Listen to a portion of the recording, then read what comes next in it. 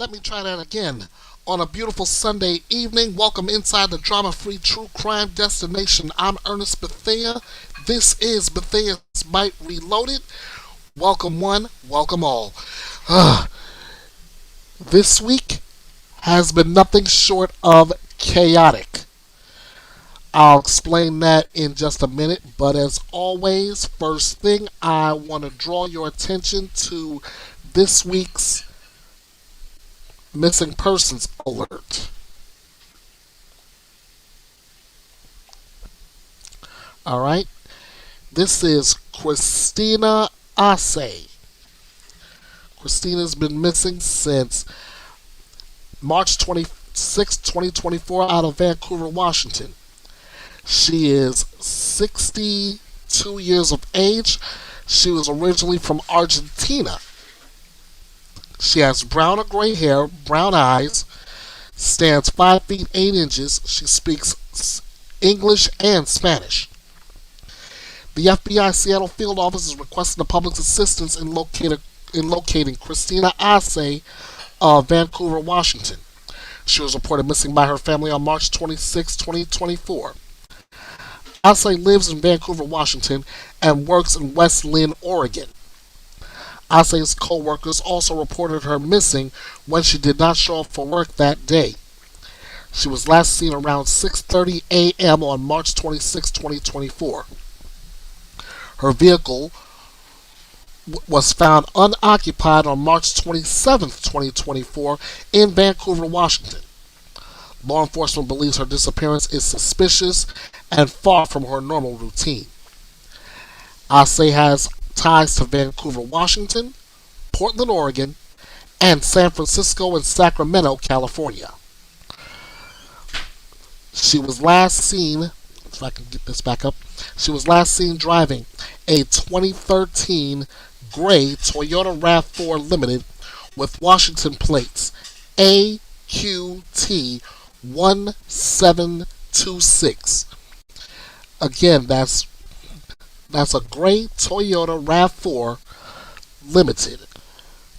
2013 gray Toyota RAV4 Limited with Washington plates AQT 1726.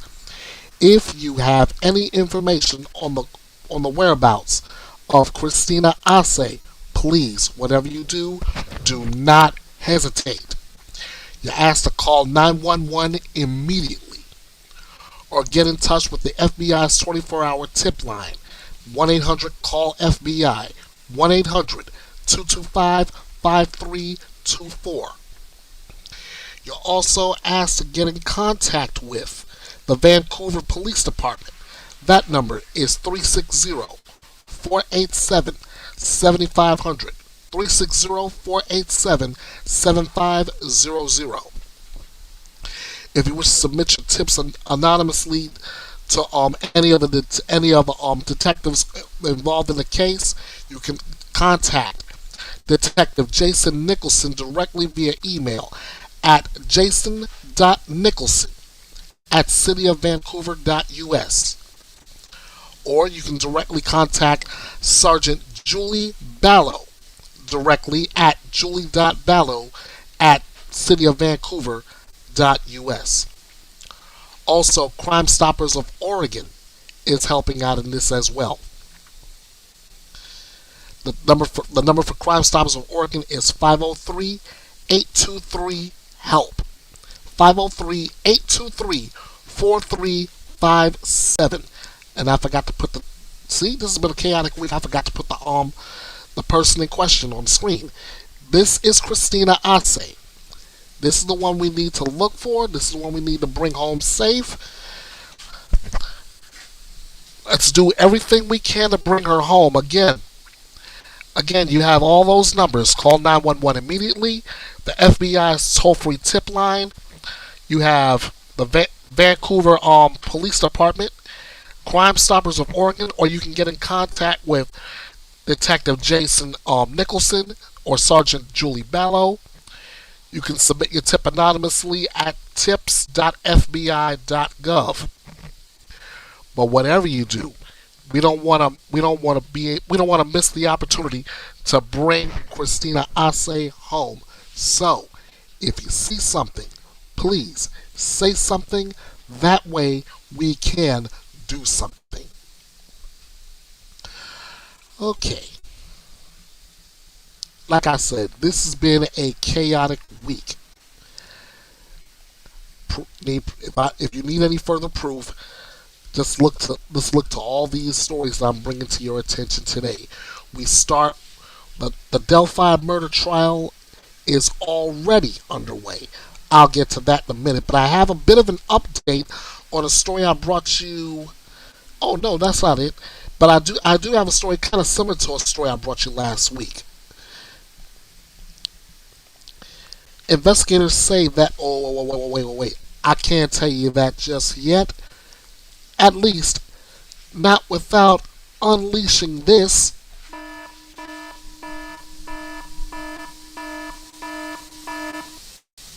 Yep, that's the old trigger warning. So let me go ahead and get that running across the bottom of your screen right now.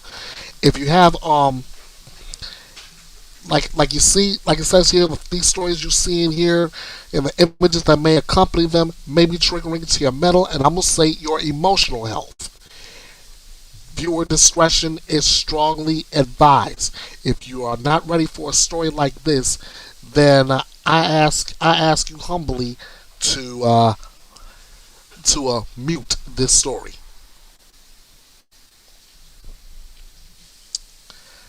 Now I can go ahead and tell you that investigators say that a human head and hands found inside of a freezer belonged to Amanda Overstreet, who was last seen in 2005. Here's what we got. Human remains discovered in a freezer of a recently sold home in Mesa County, Colorado, earlier this year have been identified. The human head and hands were identified by the Mesa County Coroner's Office as Amanda Lyriel Overstreet, who was just 16 years old at the time she disappeared. The grisly discovery was made on January 12, 2024 by someone who came to the home in the 2900 block of Pinion Avenue to acquire the freezer from the new owner of the home. That was according to the Mesa County Sheriff's Office. Overstreet has not been seen or heard since April 2005. Amanda Overstreet was the biological daughter of the previous owner of the home, according to a news release. Investigators in January said it was believed to be an isolated incident, and on last Friday that is, added the circumstances surrounding her disappearance remain under investigation. It appeared Overstreet had not been reported missing, or at least there was no record of that happening. That's according to the sheriff's office. So it's up to you to help them crack the case. If you have any additional information, you are asked to call the Mesa County Sheriff's Office. That number is 970-244-3266. 970-244-3266. Let's be that one that helps get justice for Amanda Overstreet.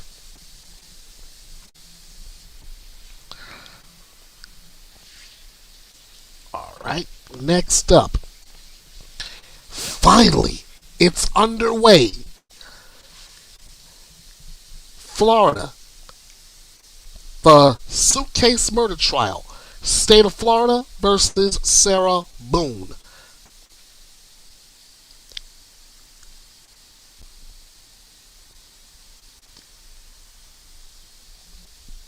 Alright. I'll break this down and I'll give you the highlights of what has happened thus far in the courtroom. First, the much awaited and delayed trial for a woman accused of murdering her longtime boyfriend by zipping him inside of a suitcase and leaving him to die is now underway in Florida.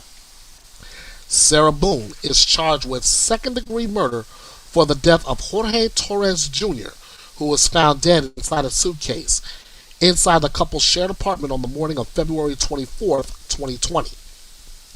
In a series of interviews at the scene And the next day at the Orange County Sheriff's Office, Boone told investigators that Torres had willingly gotten into the suitcase while the couple was playing hide and seek after a night of drinking.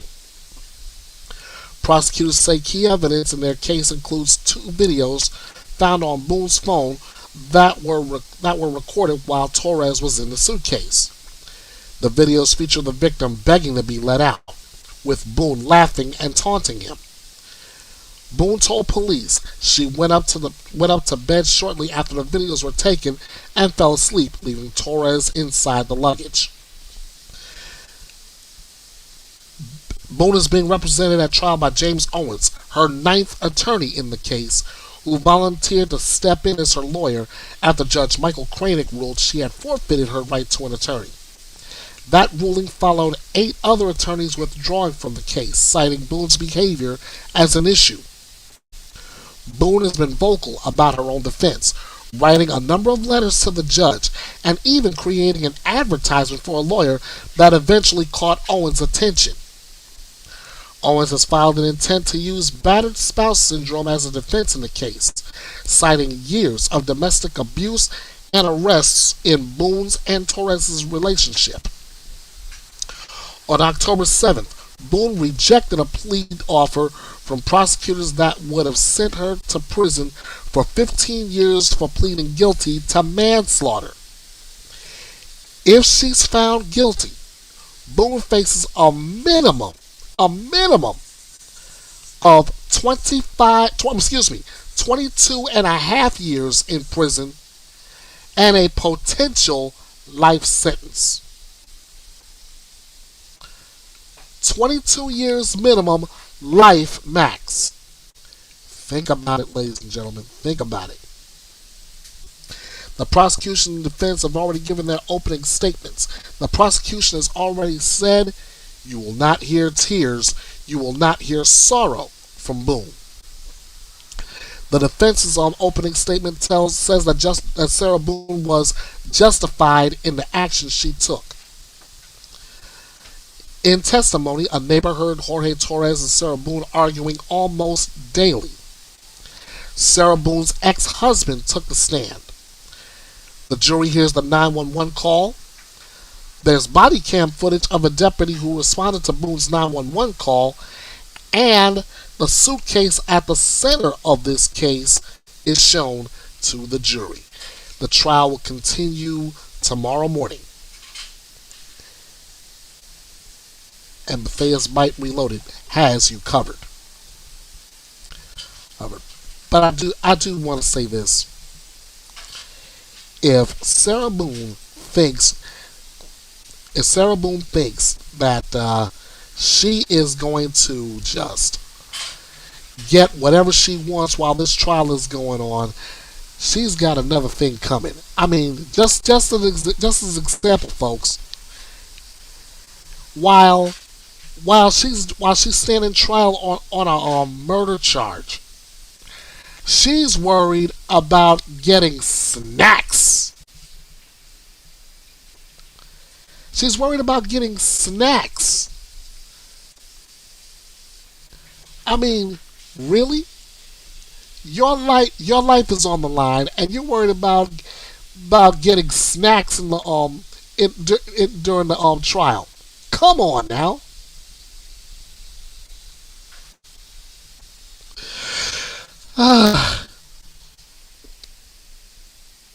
Okay, now I'm getting to the update that I started to mention before. Last week I mentioned about a daughter who is being accused of dismembering her mother and cooking the body parts. All the reason for me to sound the alarm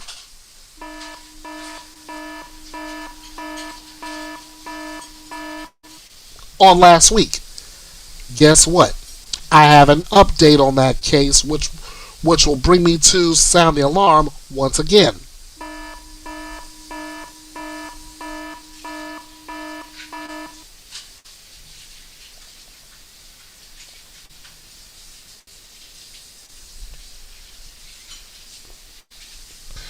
Okay, okay, let me make sure I got everything. Okay, the trigger warning is scrolling across the bottom of your screen. Here's the update. A woman has been arrested after her mother's dismembered body was found inside their shared Kentucky home, has been indicted on murder charges.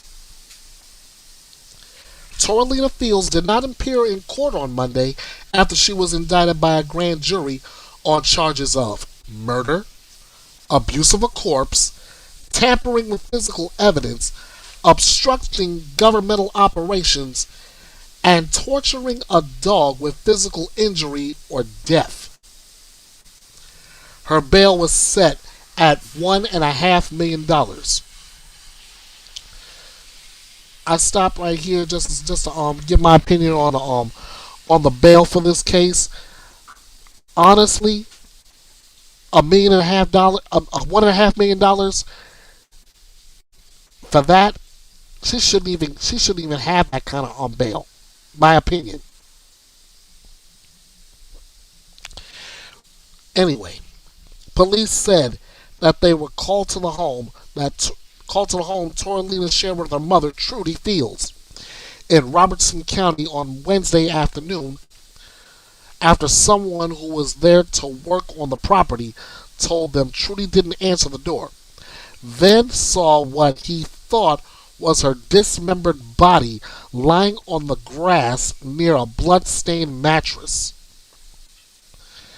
Kentucky State Police Trooper David Jones said units responded and found a dead female in the backyard. They tried to make contact with somebody at the house. The house was locked up. They backed up and set up a perimeter. We had other units respond. Ended up getting a search warrant for the residence. The indictment, reviewed by Scripps News Lexington, alleges that Toralina shot her mother in the head and stabbed her multiple times before decapitating, dismembering, and eviscerating her body and placing her head, hands, feet, and forearms in a pot in the oven and heating them until they were charred. The indictment also accuses Toralina of torturing and killing a dog.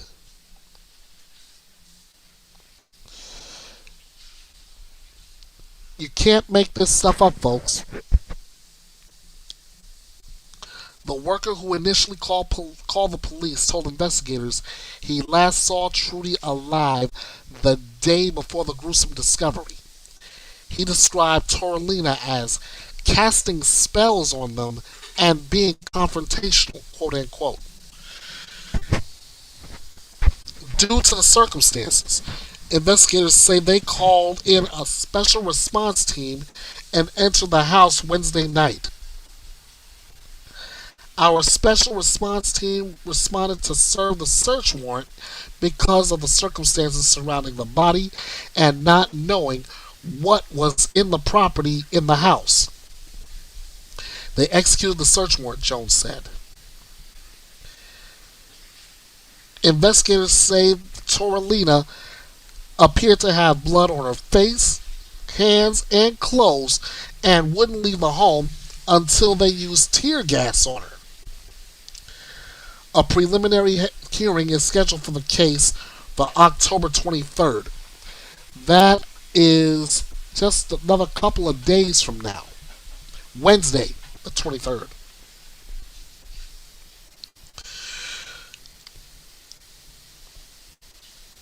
All I can say to that is, wow. Number one. Number two, why would you even bother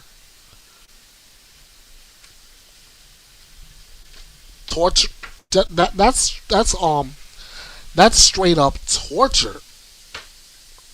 What, to do that to your mother?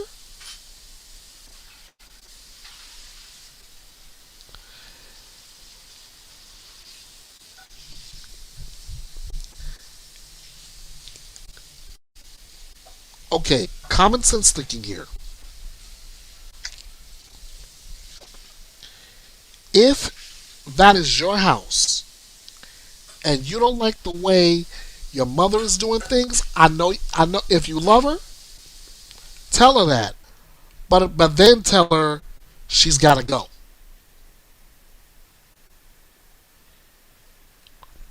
Now let's flip that. If it's her house, you don't like the way things are going. You tell your mother, I love her, I love you, mom, but I gotta go. Start packing yourself up and find yourself a place to live. What I just read, what I just read, it was needless. It was unnecessary. It was straight up overkill. And Toralina, she is definitely going to do time for that.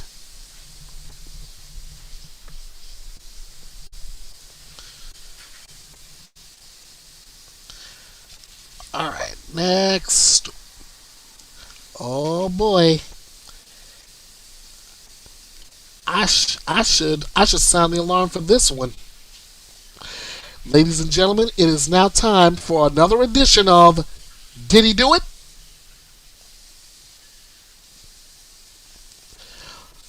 Tonight, more people accuse Diddy of sexual assault, including a man who was only 16 years of age.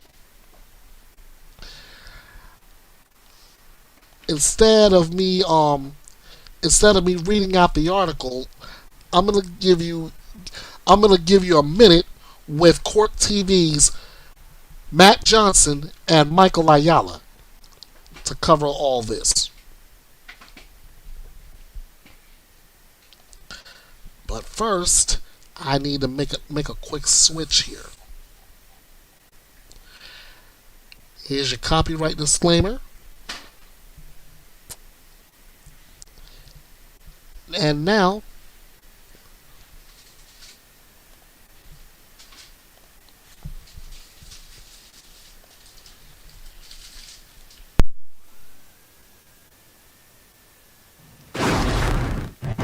also, today, the Texas-based attorney representing more than 100 alleged victims who accused Sean Diddy Combs of sexually assaulting them filed a series of those civil lawsuits in federal court today. This is just the latest in many, many cases pending against the rap mogul, who is still behind bars on federal charges. Today's 5 complaints are in connection to the ones announced by lead counsel Tony Buzbee during a press conference earlier this month. They were filed on behalf of 3 males and 2 females, none of whom are named in the filings. The incident allegedly happened in a span from 1995 to 2021 and include allegations of sexual assault and rape. And remember, Diddy is currently being held without bond in New York, awaiting his trial in May on federal sex trafficking and racketeering charges.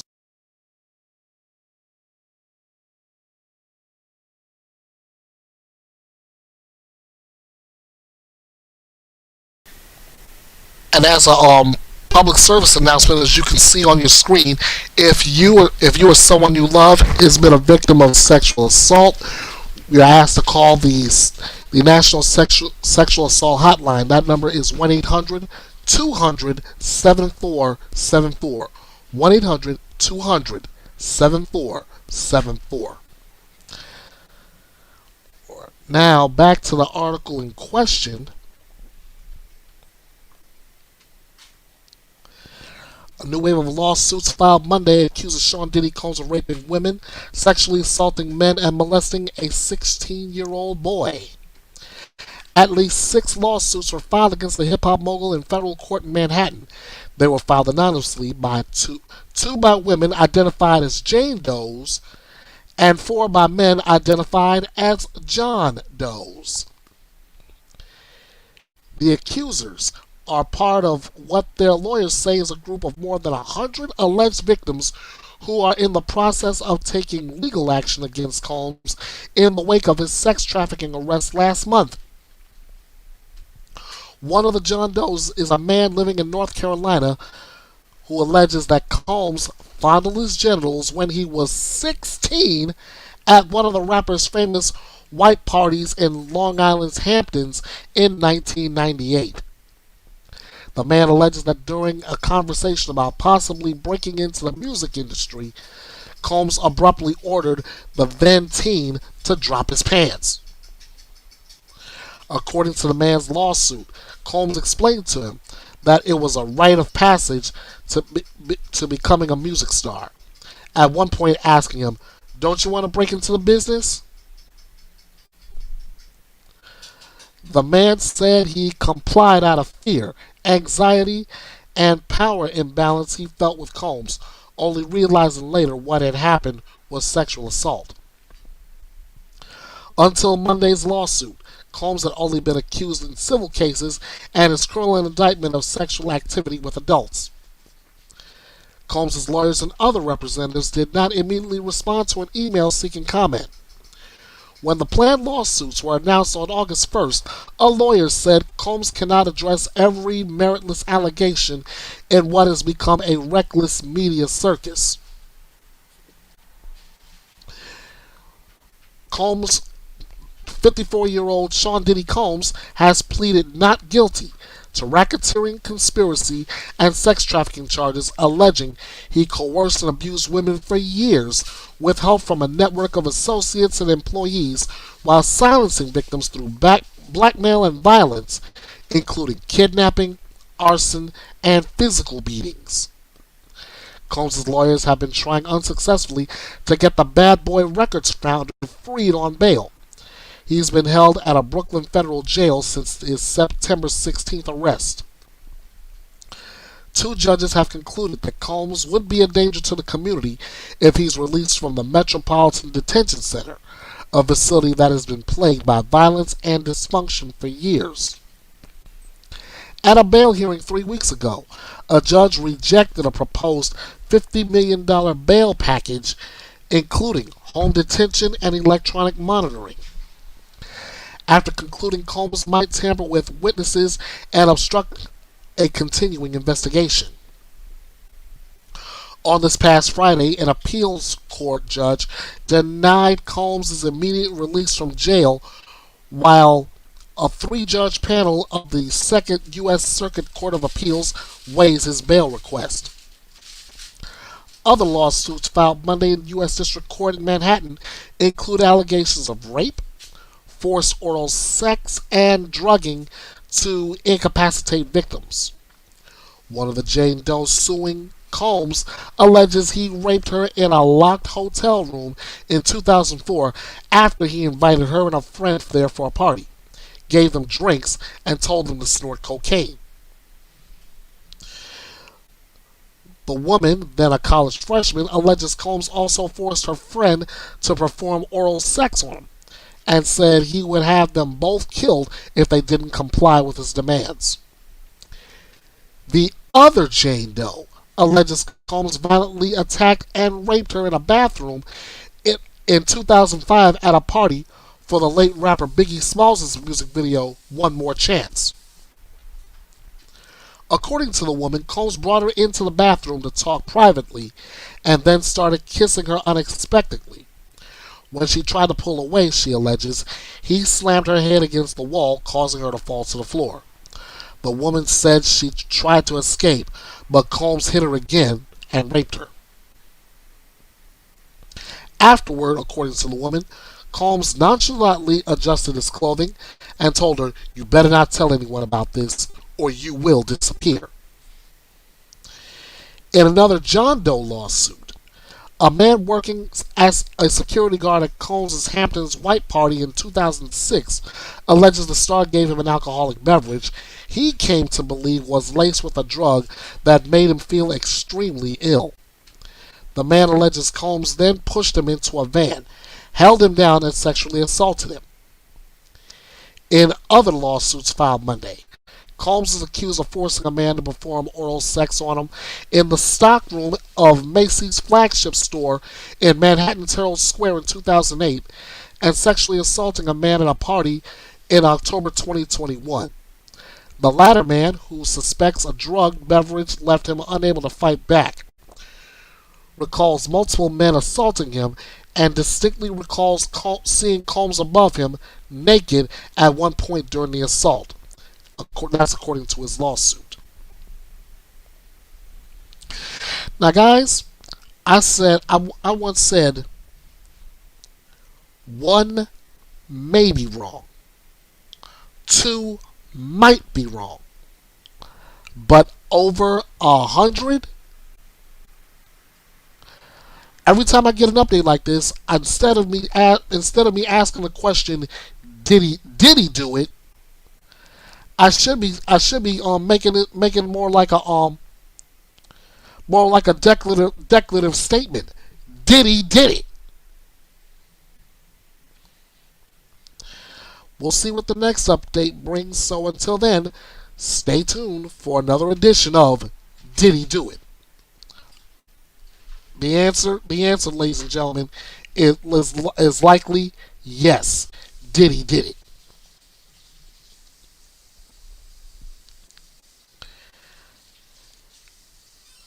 Next up, we have an update on the Stephen Stearns case. He'll first stand trial on sex abuse charges in February, followed by a trial in September for Madeline Soto's murder. Believe me, before you even ask the question, I have not forgotten about this case at all.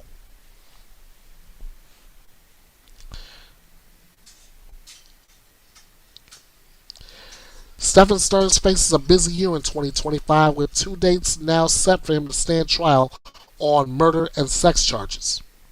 Stearns is charged with murdering 13-year-old Madeline Soto, his girlfriend's daughter, as well as sexually abusing the child for years before her death. On Monday, a judge scheduled 2 trials for Stearns. In February, he will first stand trial on dozens of charges of sexual battery of a minor and possession of child pornography. Then, in September, he will return in front of the same judge to stand trial on murder charges. Stearns has not been present at any of his court hearings since his arrest. I wonder who that sounds like. Sounds like another coward I remember. Soto was reported missing on February 26th after her mother said she tried to pick the teenager up from school, only to learn that Soto never arrived that day. As police began to investigate her disappearance, they found more than 1,500 disturbing images and videos of the child on his phone. Days later, on March 1st, Soto's body was found. The coroner determined that she had been strangled. In the months since Soto's murder, interviews with Stearns and Soto's mother have revealed a disturbing picture of the child's home life, where she was often sent to bed to sleep next to Stearns alone. Stearns has pleaded not guilty to all of the charges. Soto's mother has denied any knowledge of the abuse and has not been charged. Prosecutors are seeking the death penalty for Stearns if he is convicted on the murder charges.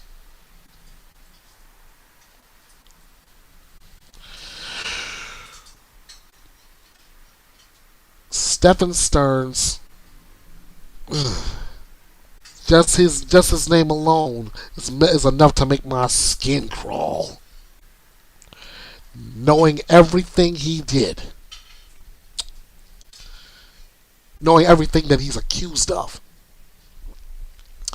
And as you remember, I'm everybody who's heard me on whether it's here or whether it's on somebody else's live stream, I also said that the guy had a very punchable face. I will stick by that.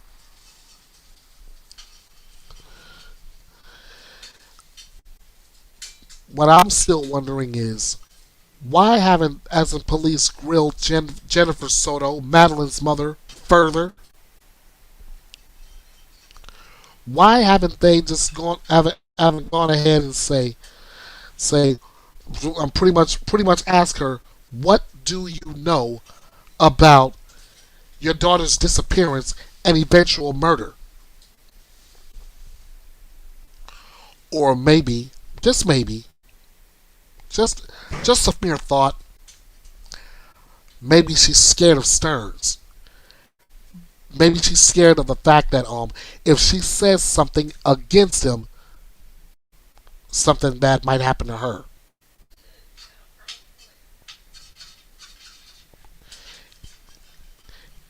It is a wild possibility. If I can direct my mic toward her, let me hear from Lady Outlaw again. What was that you had said, babe?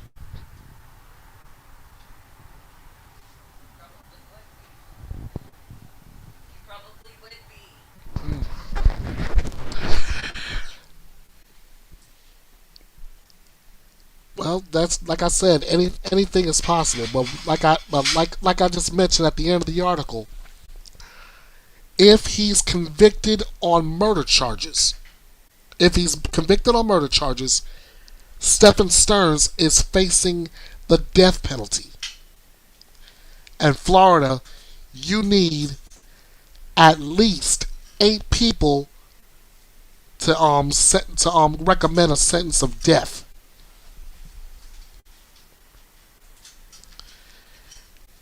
In my opinion, it doesn't look good for sicko Stearns.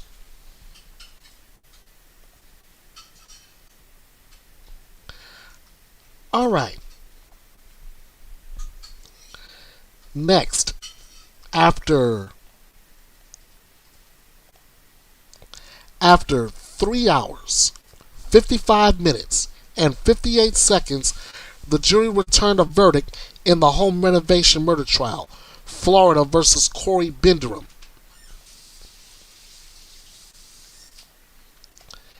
And I can tell you that he was found guilty.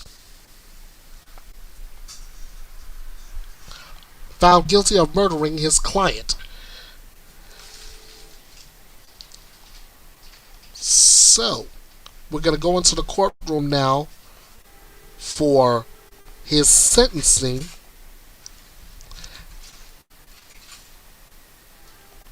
And we're going to find out whether he will be sentenced to death or spend the rest of his life behind bars.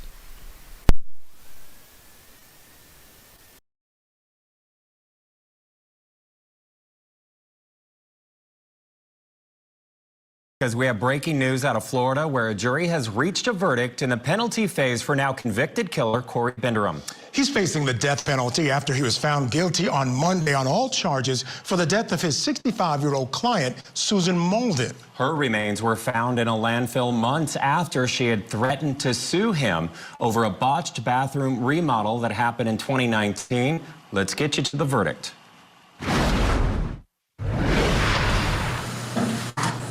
Everyone can be seated. Welcome back, ladies and gentlemen. I understand the jury has reached its verdict as to the sentence recommendation. Mr. Foreperson, if you would hand that verdict form to Deputy Lowry.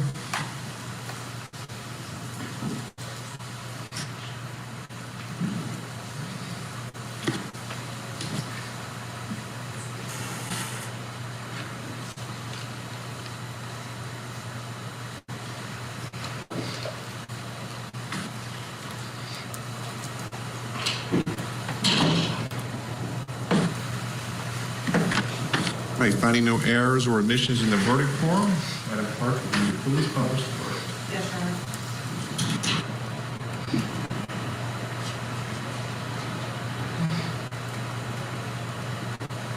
In the circuit court of the 4th Judicial Circuit in Fort County, Florida, case number 2020 CF 392, State of Florida, Corey Lewis BINDERIM, verdict as to sentence, aggravating factors.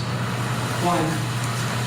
Corey Lewis Benderman was previously convicted of a felony involving the use or threat of violence to the person?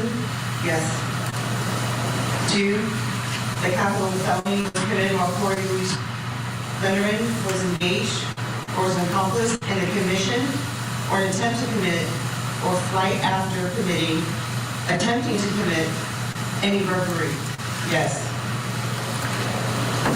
3. The first degree murder was committed for the purpose of avoiding or preventing a lawful arrest or effecting an escape from custody? No. The capital felony was committed for financial gain?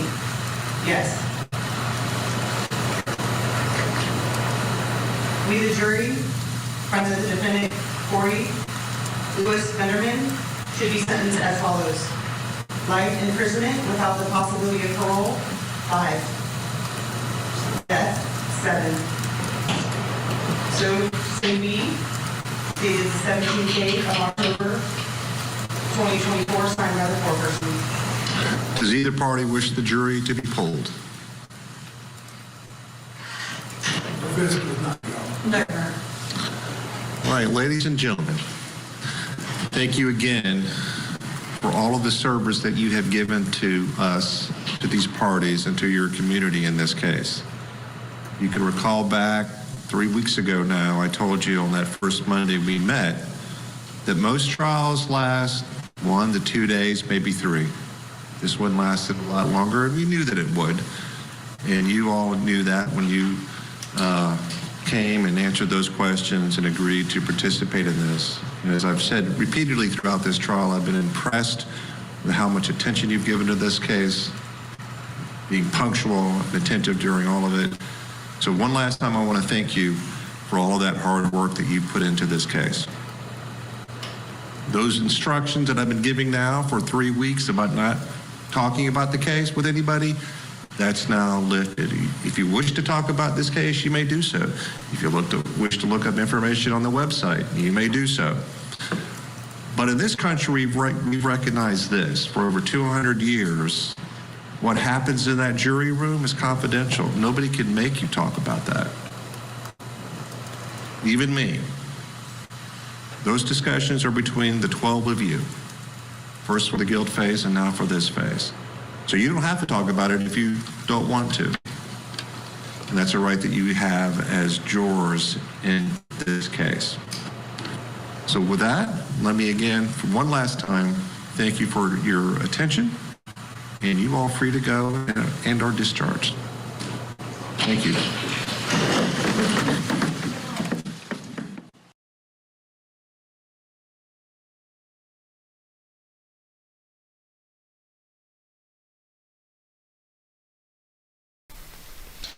There it is, ladies and gentlemen. 7 jurors voted for death, 5 for life. And as I mentioned earlier, with the possibility of what could happen in Stephen Stearns' trial, it takes 8 to recommend death. So in this case, Corey Benderman will spend the rest of his life behind bars. For the first-degree murder, assault, and destroying evidence in the October 2019 death of 65-year-old Susan Malden. Investigators said BINDERIM killed Malden because she was going to sue him over a botched bathroom remodel. Again, during a penalty phase spanning 2 days, the prosecutors asked the jury to sentence BINDERIM to death, and as I mentioned earlier, the jurors voted 7-5 in favor of the death penalty, falling short of the 8 votes required under Florida law. Court documents state that Malden paid BINDERIM approximately $12,000 for the project. BINDERIM demolished the bathroom but failed to finish the job and failed to show up for work on multiple occasions over the next several months. Before her disappearance, Malden told multiple people she was going to tell BINDERIM he must refund her money or she would sue BINDERIM. BINDERIM was scheduled to come to Malden's home on October 23rd, but he didn't show. She was reported missing by a friend on October 25th, 2019, who alerted investigators to the issues with BINDERIM. Authorities said blood was found in Malden's living room and kitchen. And according to an affidavit, investigators were able to track BINDERIM's movements on October 24th. Video surveillance allegedly showed him at a Home Depot purchasing bags of concrete and heavy-duty demo bags. Afterward, he called Malden twice and drove her to her home for a short period of time. After leaving the residence, investigators tracked his vehicle to his home, then to a landfill where he dumped approximately 300 pounds in the construction area. Again, that's according to the affidavit. That waste was ultimately transferred to another landfill in Folkestone, Georgia, where authorities conducted a search in January 2020. Over 2 days, search teams recovered human remains that were confirmed to be Susan Malden. So, Corey BINDERIM, guilty of murder, assault and destroying evidence. Let me go ahead and mark him down for last rites. I will bring that to you at the end of this live stream.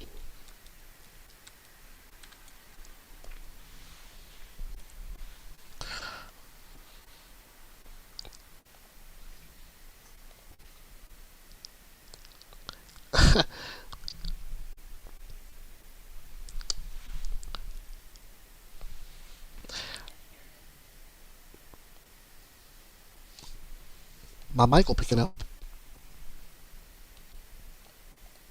Next up, this I consider hilarious.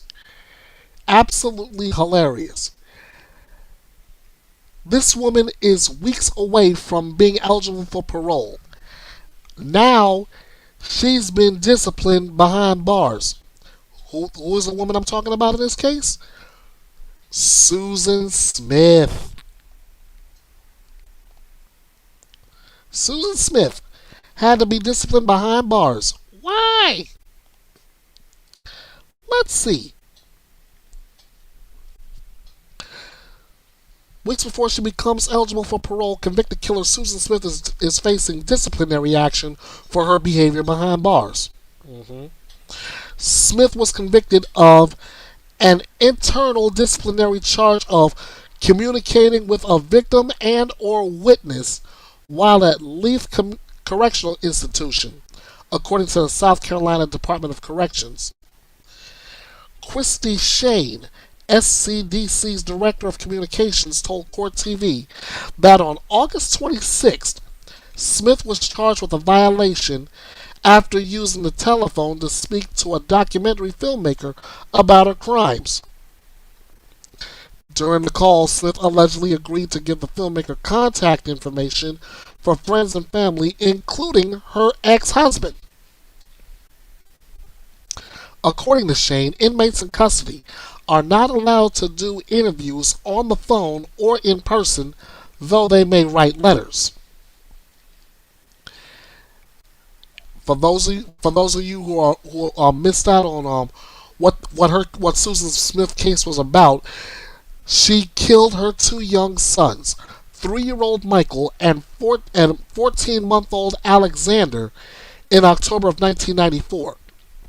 Though she initially claimed to have been carjacked, she was later convicted of the boys' murders after admitting she strapped them into their car seats and allowed the vehicle to roll into a Union County lake. She was sentenced to life in prison. The incident report obtained by Court TV says that some of Smith's conversations with the filmmaker, whose name is redacted, centered on details of the murders themselves, including what was in the trunk of her car when it went into the water and her plans to jump from a bridge while holding the boys, but one woke up. During the conversation, Smith and the filmmaker talked about ways to get paid for a potential documentary. The incident report notes that the filmmaker deposited money into Smith's account for, calls, and canteen, a violation of policy.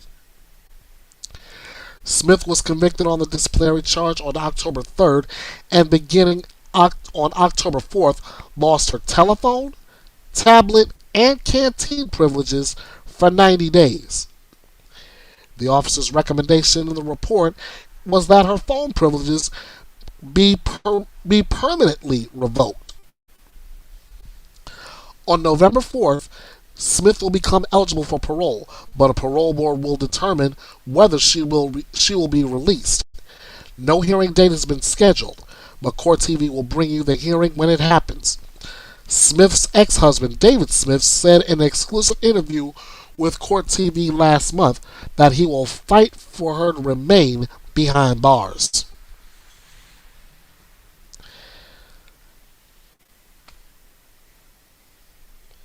Foolish. Absolutely foolish. You are this close. You're eligible within the next couple of weeks. And you blow it.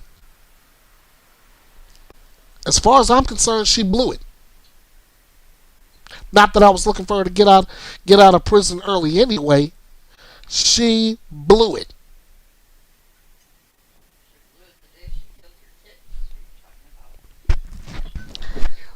I totally agree with you. I remember following this case the moment it broke. When it happened, she mentioned that a black man had carjacked her kids, only to find out she did it herself.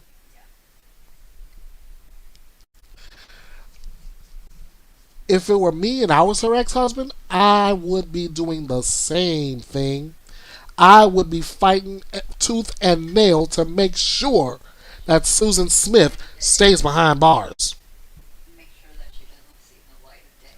That's it. That's it, ladies and gentlemen. The lady outlaw hit the nail on the head. She said she'd be fighting tooth and nail that she never sees the light of day again. You heard it here.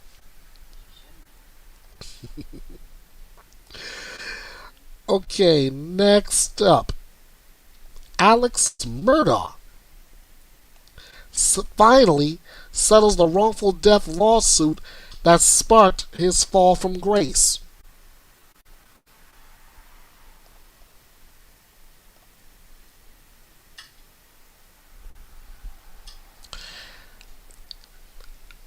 Alex Murdaugh settled a lawsuit brought by the family of a teen killed in a boat crash involving Murdaugh's youngest son that prosecutors said provoked the disgraced South Carolina attorney to later kill his wife and their son who wrecked the boat. The agreement by an insurer to pay the $500,000 policy Alex Murdaugh had on the boat ends the wrongful death suit that ultimately pried open Murdaugh's finances and laid bare his schemes to steal millions from his clients and his law firm. The family of 19-year-old Mallory Beach sued the Murdaugh family and others after authorities said the boat Paul Murdaugh was driving crashed into a Beaufort County bridge in February 2019. Beach was killed and several others were injured. Paul Murdaugh, who was 19 at the time of the crash, was charged with felony boating under the influence. Investigators said he had a blood alcohol level of over 0.28%, more than 3 times the legal limit. Beach's family already received more than $15 million from a settlement with the Parker's Kitchen chain of convenience stores and others, as well as lawsuits with a family that held an oyster roast the group on the boat attended, a bar that served Paul Murdaugh liquor just before the crash, and Paul Murdaugh's older brother Buster, whose ID he used to buy the beer. A snag with the insurer of the boat, Progressive, prevented the entire case from being settled last summer. Progressive wouldn't pay until Alex Murdaugh was dropped as a defendant in the Beach family's lawsuit, according to court records. Once special receivers assured all Murdaugh's assets were paid out, Beach's family agreed to end the case, and the insurer paid the $500,000. Judge Daniel Hall wrote in that order filed on Monday. Court records indicate the other passengers on the boat who were injured have also settled their lawsuits against Murdaugh and others involved in the crash. 56-year-old Alex Murdaugh is currently serving life in prison without parole for the June 2021 shooting deaths of his wife Maggie and son Paul at their Colleton County home. He has denied killing them and is still appealing his murder convictions. But even if his murder convictions are overturned, he will remain in prison. Murdaugh admitted to stealing around $12 million from his family's law firm and from clients, including a man who became a quadriplegic after a crash, and from a trust fund intended for children whose parents were killed in a wreck. He was sentenced to 40 years in federal prison. Prosecutors said one of the last things Murdaugh did before heading home the night of the killings was work on a financial statement he would likely have to present at a court hearing for the Beach lawsuit scheduled 3 days later. Murdaugh feared an investigation into his statement would show he stole millions from his clients and his law firm, prosecutors said, and the killings were a sinister, methodical plan to buy time to straighten out his finances and derail the wrongful death suit over the boat crash. The lawsuit, which became known in the true crime world as the Boat Case, showed both his family's longtime influence over Hampton County, where for decades they controlled much of the criminal and civil courts, and cracks in their control of their rural empire. Nurses at the hospital where the injured teens were taken said Paul Murdaugh and his father tried to talk to them alone in the emergency room. One teen said it appeared the family was trying to convince them to say someone other than Paul was driving the boat.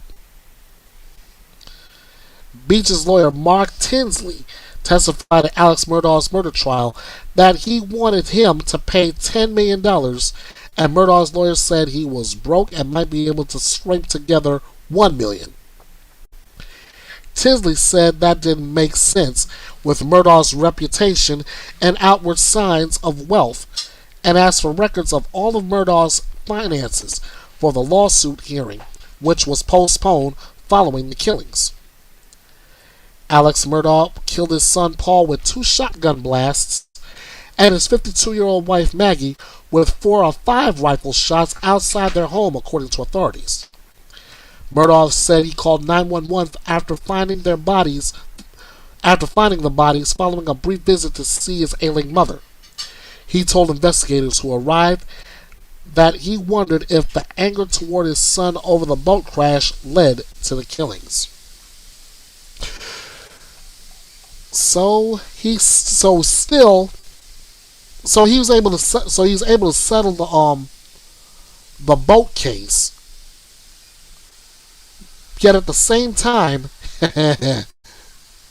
he's still sitting behind bars for murdering his wife and son. Still trying to appeal that. Don't know where that's going to go. As far as I can say, Alex Murdaugh has really got himself in a whole heap of problems.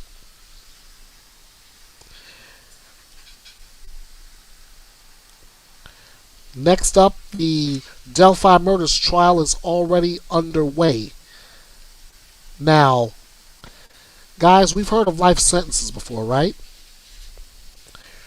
Richard Allen is facing up to 130 years in prison if he's convicted of killing Abigail Williams and Liberty Germain just outside of Delphi, Indiana. 130 years. Might as well say life, right?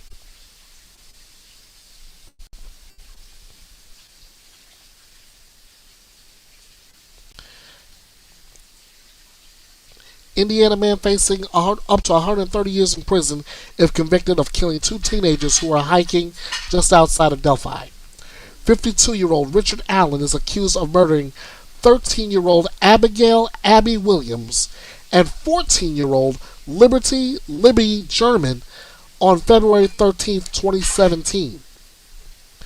Prosecutors say Allen acted alone when he abducted the girls from the abandoned railroad trestle known as the Mountain High Bridge. A key piece of evidence in the case is a cell phone video captured by Libby, showing a man approaching the girls on the bridge and ordering them down the hill. The following day, searchers found their bodies about a quarter of a mile away on private property. The case garnered national attention for years, but went cold until October 2022 when authorities announced they had arrested Allen, a pharmacy technician who lived and worked in Delphi. Since Allen's arrest, the case has taken on multiple twists and turns as evidence was leaked. Allen's public defenders withdrew and were later reinstated, and defense filings claim Odinists were responsible for the girls' slayings. Special Judge Fran Gull has ruled Allen's defense cannot submit any evidence that states murders were committed by a third party at trial. Judge Gull has banned cameras from the courtroom during Allen's trial. Reporters are also barred from taking any electronic devices inside the courthouse. A jury was seated on October 15th, and once opening statements begin, Court TV will bring you trial updates, which they have. This is from the 18th. A jury of 8 women and 4 men heard opening statements in Richard Allen's trial. Carroll County Prosecutor Nicholas McClelland delivered the opening statements for the state in about 15 minutes. The breakdown stated that he told the jury the case is about 3 things: the bridge guy, or BG, a bullet, and a brutal murder of 2 girls. The prosecutor said that Allen used a gun to force the girls down the hill before killing them. His intent was to have his way with them, but got interrupted. McClellan said that and Allen left behind a clue, a bullet. McClellan told the jury that they would hear Allen placing himself on the bridge and unsolicited, unprovoked admissions to the crime.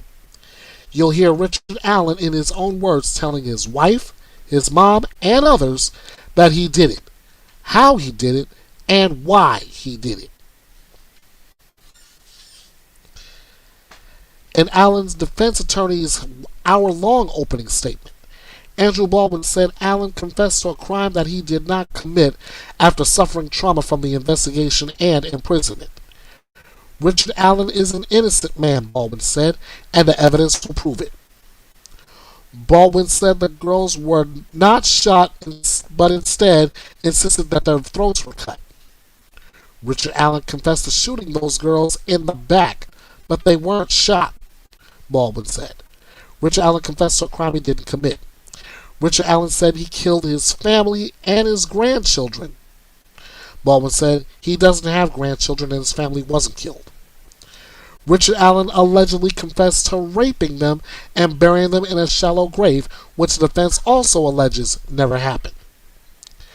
And Baldwin said there was hair found in Abby's hand that did not belong to Richard Allen.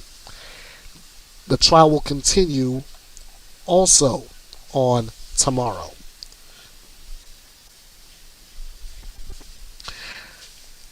Next up, an update on the wife who killed her guardsman husband. But here's a shocking twist.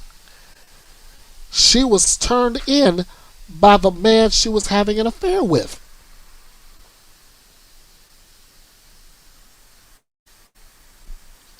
The informant who told police that a Cottonwood Heights wife had shot and killed her husband while he slept was someone who was having an affair with the woman, according to new details released by the Salt Lake County District Attorney's Office.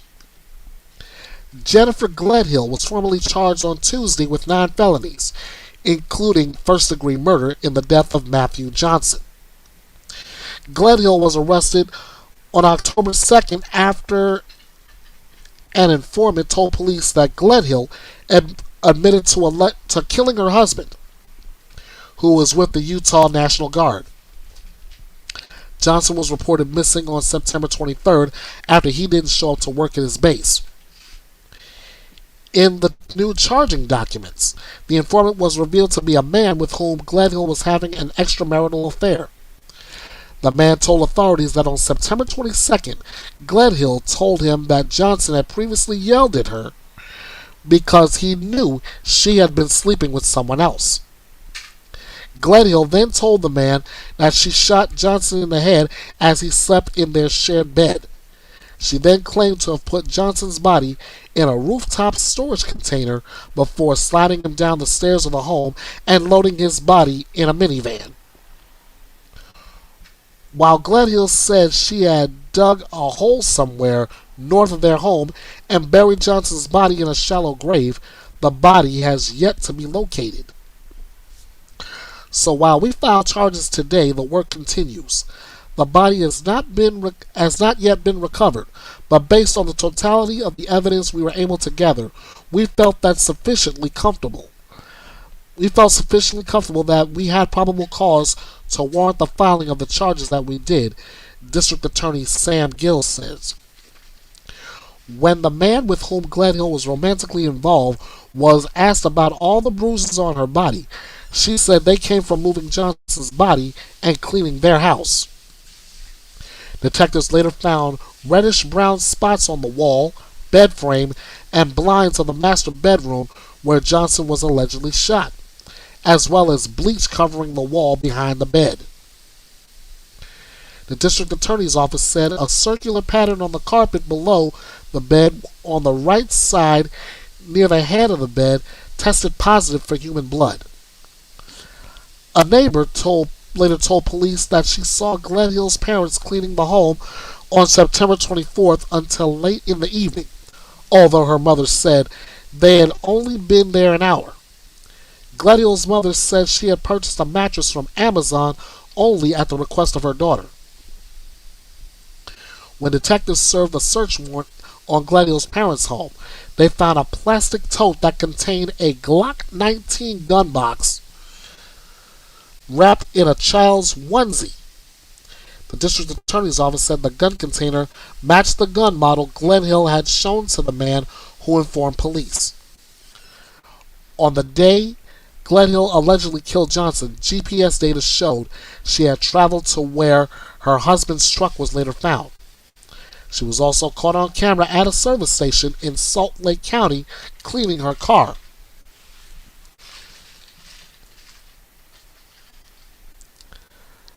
So basically, ladies and gentlemen, what we have here is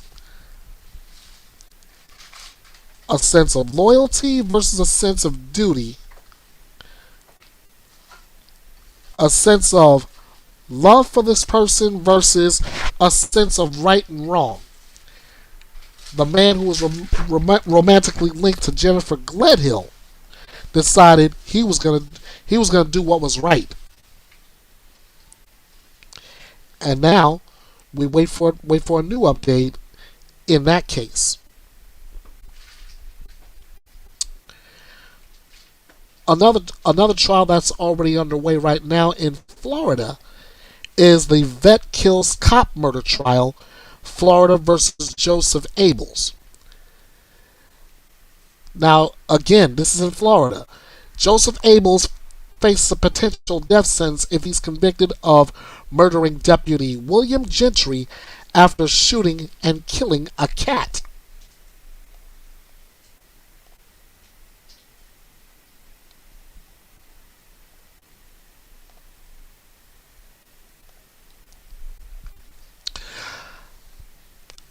Joseph Edward Abels is charged with first-degree murder of a law enforcement officer, possession of a firearm by a convicted felon, and cruelty to a cat after a deadly incident near his Lake Placid home.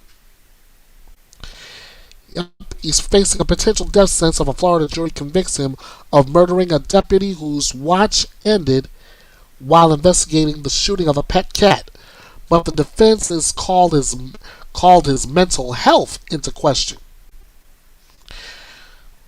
Now, you guys already know how I feel about using the mental health defense as a defense. Assistant State Attorney Bondi Johnson said that on May 6, 2018, Abel's neighbor, Susan Naylor, was painting her house when she heard a pop sound from Abel's home. Immediately after, Naylor noticed that her 13-year-old cat, Mr. Brown, had been struck by a bullet. She held her cat as he died before carrying him over to Abel's home to confront him. Prosecutors say Abels compassionately denied shooting the animal and tried to comfort his neighbor for her loss. Deputies William Gentry and Erica Lavender of the Highlands County Sheriff's Office responded to the call of a killed pet cat at the pet owner's home. Naylor told the responding deputies that she believed Abels was the person who killed her pet cat. Gentry went to Abels' home to speak to him. Prosecutors said that Gentry read Abels' driver's license to dispatchers and learned he was a felon on supervised probation. At that point, Gentry asked the dispatchers to call Abels' probation officer. Neighbors and other first responders reported hearing gunshots. When other deputies arrived at Abels' home, they saw his vehicle running in the garage and Abel standing near the open driver's door. Gentry was found unresponsive, lying inside the home's swing-in entrance. The prosecution highlighted the evidence that tied Abels to the crime, including his confession to an acquaintance shortly after the shooting, in which Abel said, "I just killed somebody. It's a cop." A .22 caliber revolver was also found in Abel's vehicle, and forensic evidence connected Abels to the shooting of Naylor's cat as well. The defense argued that Abels, having perceived Gentry as an armed intruder in a dark uniform, feared for his life, and, in a state of mental flashback to his Vietnam experiences, reacted in self-defense. The defense contends that Abels' actions were driven by fear and a belief that he was in imminent danger, adhering to his training from his military service. Prosecutors filed a notice of intent to seek the death penalty under Florida's new laws, which changed the requirement for the sentence to a jury majority of 8-4 rather than the unanimous decision previously required.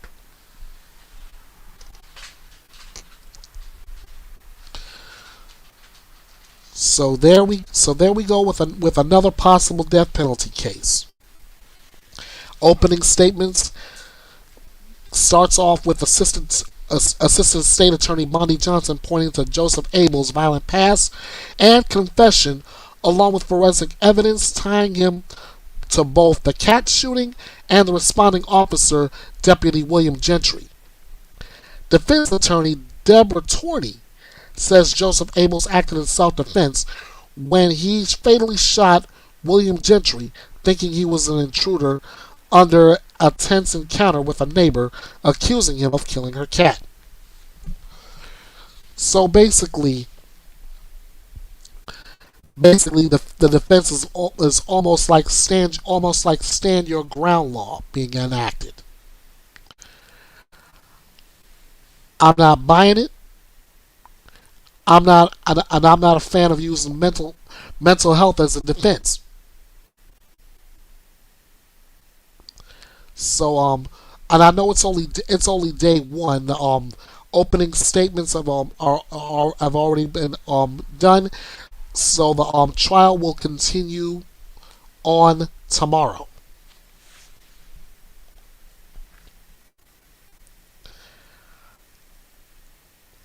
Next, the Menendez brothers family. The Menendez brothers family is pushing for their release as the state is reviewing this case.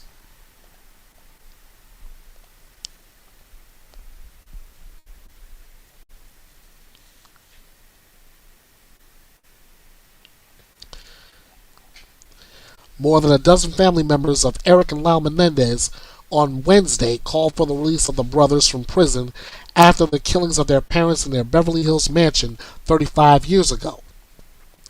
The news conference in downtown Los Angeles was the largest gathering of the extended family since the brothers' 1996 sentencing. The public call for their release comes less than 2 weeks after the Los Angeles County District Attorney announced his office would be reviewing new evidence to determine whether the brothers should be serving life sentences, which is what they're currently serving now, in state prison without the possibility of parole.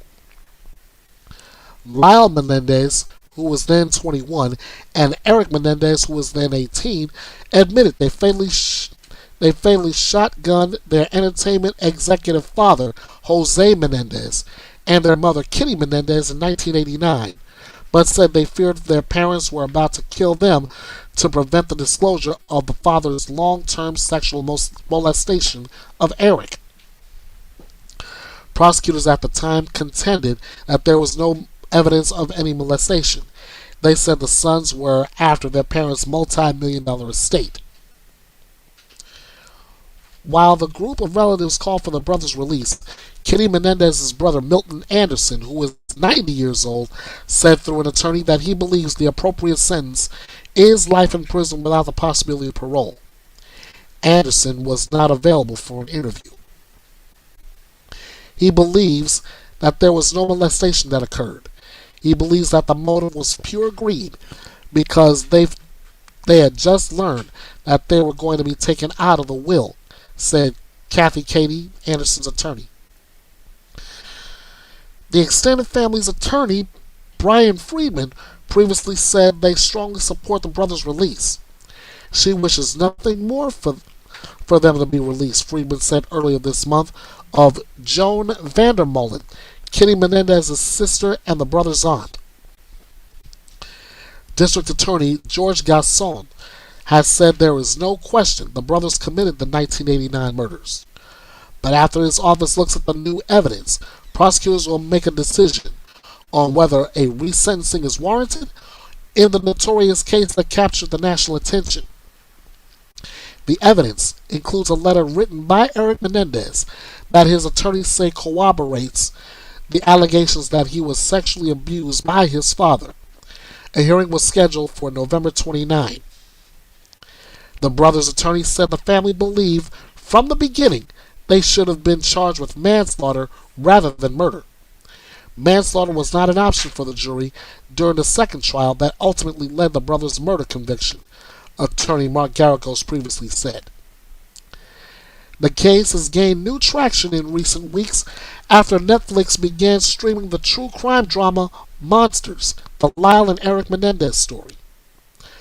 But the brothers have said they killed their parents out of self-defense after enduring a lifetime of emotional and physical and sexual abuse from them. Their attorneys argue that because of society's changing views on sexual abuse, the brothers may not have been convicted of first-degree murder and sentenced to life without parole today.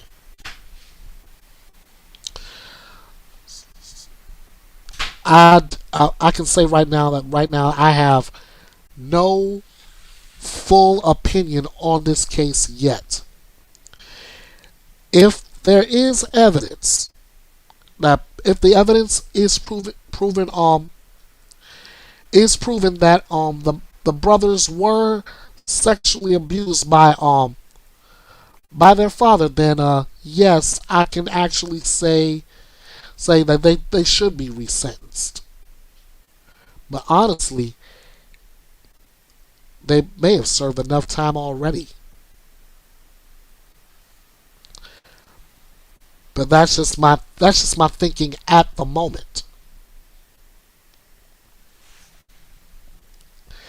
Now we go to another sentencing. The investigative reporter murder trial, Nevada versus Robert Tellis.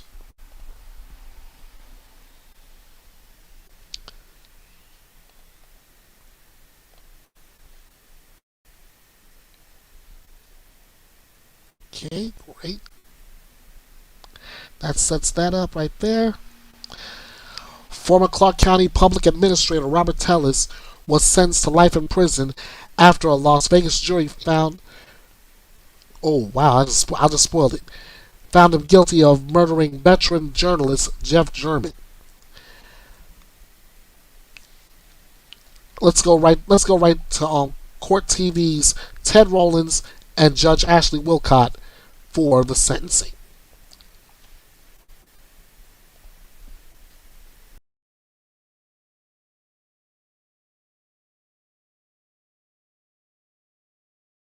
We also have new developments in Nevada where defendant Robert Tellis is learning how much time he is going to spend in prison for his conviction of, as you recall, killing the investigative journalist Jeff German. Tellis was found guilty of first-degree murder back in August. We watched that trial play out here on Court TV. The same jury recommended he should spend the rest of his life in prison with the possibility of parole after 20 years. Now, it is up to the judge to determine his actual sentence. She could choose to add some time due to the enhancement on the murder charge. We'll have to wait and see. But that's taking place right now out in Vegas. It is, and breaking news or not, if you watch the trial, you may not be surprised to learn that Tellis did speak at today's sentencing hearing. And again, he denied killing the victim, German. Let's listen to that moment in court. First of all, I want to say that the family has my deepest condolences. Mr. German was, very impactful in the community. He made a difference. And we know from testimony by the family that he was a good brother and a good uncle. And I understand the desire to seek justice and have somebody accountable for this. But I did not kill Mr. German. And unfortunately, the people who should be held responsible, who should be brought to justice, the chances of that happening now, right this minute, are slim to none. But that said, again, my deepest sympathies to the family, and I wish them well as they navigate the rest of this tragedy. PTSD watching him from the trial. His voice and his whole demeanor is so annoying. And he just had to continue to say he didn't do it. I know. Oh. Instead, keep your mouth shut. That's my opinion. Yeah. At the end of the day, I guess him saying anything didn't matter. The judge went along with the jury's recommendation, sentenced him to life with the possibility of parole. He'll be eligible 20 years from now, but then you fast forward 20 years from now, he's going to go up in front of a parole board and talk. And what will that do? And that won't work well for him. I don't think it will either. Let's bring in and ask Dwayne Cates still with us. What do you think, Dwayne, in 20 years when he goes up in front of that parole board, if he chooses to again assert his innocence, how does that affect his opportunity to come out on parole? Well, it's going to hurt it because, again, the parole board likes to hear that people have taken responsibility and have made rehabilitation efforts and things like that. And continuing to deny that he did it is a problem. And even admitting later, 20 years later, that he did it is a problem because that means he lied to the court and he lied to everybody else. Now, again, if I have clients that are found guilty, and that happens once in a while to me, at sentencing, especially at trial, I don't let them make a statement because it's going to go up on appeal, and you don't want anything in the record that could hurt your appeal. And he didn't do himself any good by apologizing to the family. I mean, this is just one of those cases where you have the right to remain silent. Some people just don't have the ability. Yeah, he definitely does not have the ability. And it's not one of those cases where, as we watched it play out, you're thinking, I don't know. There was so much evidence at his home between the shoe that was, torn up, the hat, his gait, all of it was there. The video of him in disguise, all of those things. It seemed overwhelming, and for him now to continuing to say, I did not kill Mr. German. It just doesn't seem to fly, and I don't think Dwayne, the appellate process. Obviously, he's going to appeal this. At some point, he will have an opportunity once his appeals have been exhausted to say, all right, I did it, I'm sorry. And he could, at that point, years down the line, try to take responsibility, and it might be important for him to do that. Yeah, I mean, especially with, with parole board, they really, I mean, they want to see that you take responsibility for what you did, that you're remorseful for your conduct, and that you have a plan to make sure that something like this never happens again. And again, so him coming forward and taking responsibility be important. Rehabilitative efforts while incarcerated can be important. And so, but again, 20 years is a long time. And what I found in my career is that people are who they are, and they have a really hard time pretending to be something else. And they usually end up cracking and reverting back to their old self. And it's just interesting to me. Again, I think that most attorneys would say just be quiet because of the appellate process. I'm not suggesting people can't continue to assert their innocence, but I am saying there's a best way to do it, and I don't think that was the best way. Yeah, I mean, he's just one of those guys that talks and talks and talks and talks. There's definitely some people right now in the Nevada corrections institutions saying, please don't put him with me, as he is headed that way after today. Because he is one of those people that just can't stop talking, and I think it hurt him when he took the stand. He went on ad nauseum and wouldn't really answer questions, and it was just hard to listen to. It made him look bad. It made him look guilty. I think the jury agreed with that.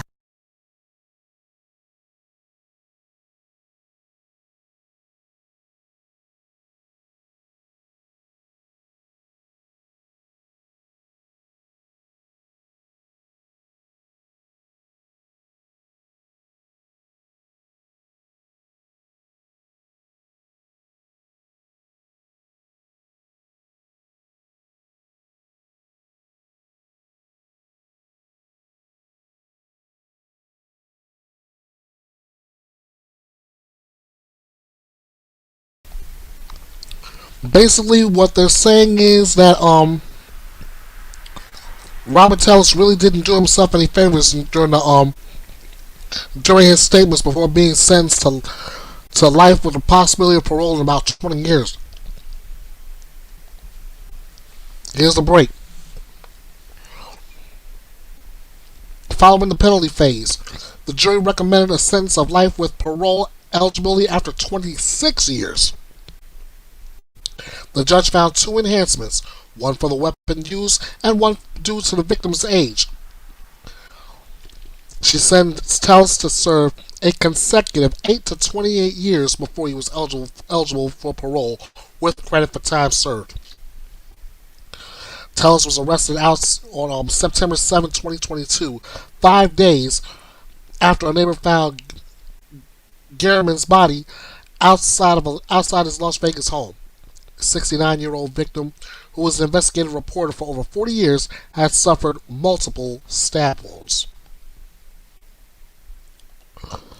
Just like Dwayne Cates said, and I shot him out for this quote. Oh, sure, people have the right to remain silent. Some people just don't have the ability. And Robert Tellis proved himself to be one of those people.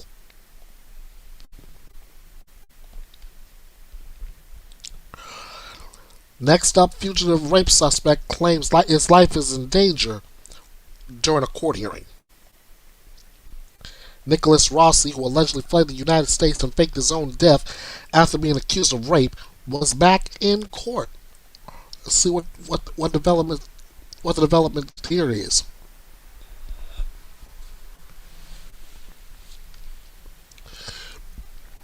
Former fugitive Nicholas Rossi claimed his life was in danger during an evidentiary hearing on Wednesday, in which he was ordered to remain in jail ahead of his rape trial. In his ruling, 4th District Court Judge Derek P. Pullian. Oh, wait, do I have my mic on? Yeah. In his ruling, 4th District Court Judge Derek B. Pullian cited several examples of alleged misinformation previously shared by Rossi, including faking his death, to show that it was highly probable that he would attempt to flee the country if released from jail. Since being incarcerated in the Utah County Jail, Rossi has been unable to pay the bond on his $350,000 bail. Rossi is accused of originally fleeing the United States after being identified as a suspect in a 2008 rape case in Orem. He was eventually extradited from Scotland in January, despite years of claiming that he was not Nicholas Rossi and was instead a man known as Arthur Knight. Earlier this year, Rossi, whose legal name is, I'm gonna try this now, Nicholas Oliverdian, said he was an Irish orphan and that he'd been framed by authorities who took his fingerprints while he was in a coma so they could connect him to Rossi. While speaking with a raspy voice under oath Wednesday inside of the Provo courtroom, Rossi attempted to explain why he had changed his name numerous times, including a change to Arthur Knight while living in Scotland. The surname Knight comes from Rossi's wife, Miranda Knight. According to Rossi, he was forced to make the change while overseas due to him receiving what he called credible threats against his life and those of his family. He said the threats stemmed from his previous work in child services, but originally refused to answer who he was making the alleged threats. During cross-examination by the state, Rossi said his life would still be in danger should he be released from jail, prompting the state to remark that it would appear that jail would be the safest place for him. Rossi also initially refused to reveal where he worked while living in the United Kingdom, before claiming he was employed as a public information officer with a company called ICO. During the hearing, the state argued why Rossi was probably a flight risk and should he be allowed to leave jail, including having previously told an FBI agent during a fraud investigation that he would leave the U.S. to go to a country where he could not be extradited. Rossi, who has no current ties to Utah or a place to live, also obtained a fraudulent government ID while in Scotland, and the state claimed he would easily be able to replicate other identification to leave the country even without a passport. Other than the Orem rape charge, Rossi also faces additional rape charges in Salt Lake County.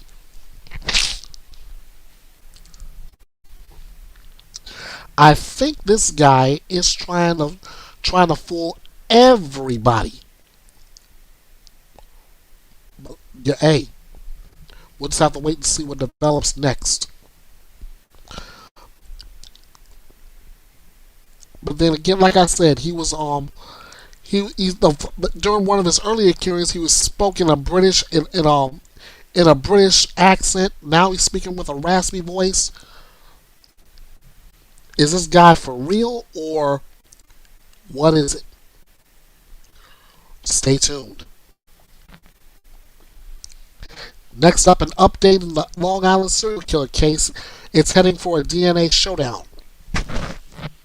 The case of Rex Heuermann is headed for a showdown over DNA testing that prosecutors say connects Heuermann to the murders of 6 women.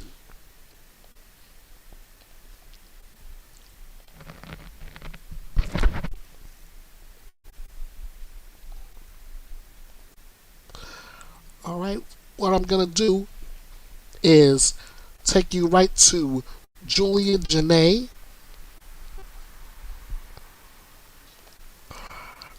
Yeah, this is one thing I forgot to do earlier. I'm gonna take you right to Julia Janae as she updates us on the on this case with Rex Heuermann being the accused killer.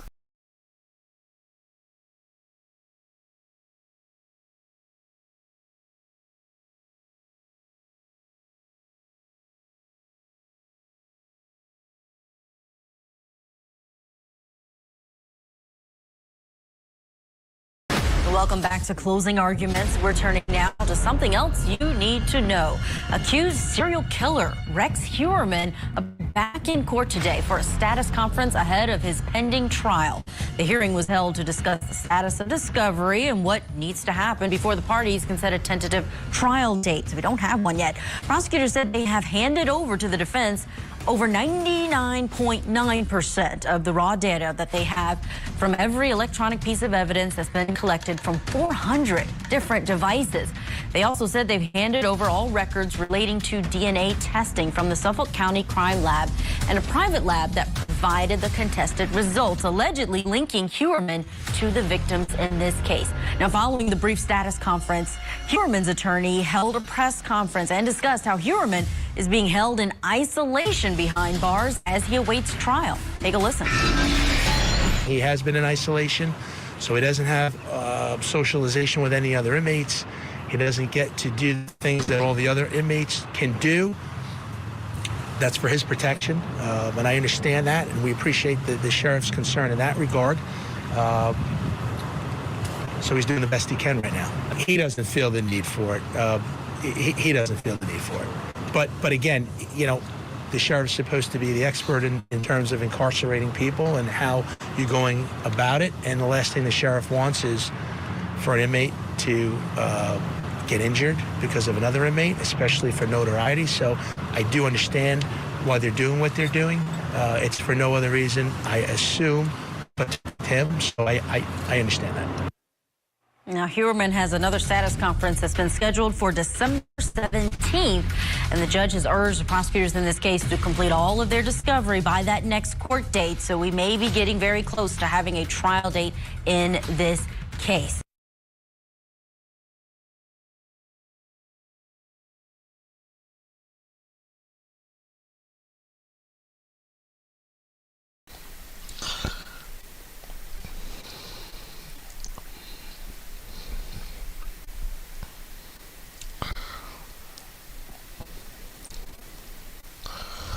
In the meantime, we know that Huerman's lawyer Michael Brown has told reporters that he's eager for his day in court. Huerman remains in isolation in Suffolk County Jail for his safety, even though Huerman doesn't think it's necessary. We're gonna get to the bottom of this case, and hopefully we'll have a trial date set. And when that gets set, Bethea'S Byte will be covering. And now an update in the Karen Reed case. This time, the ACLU of Massachusetts is intervening.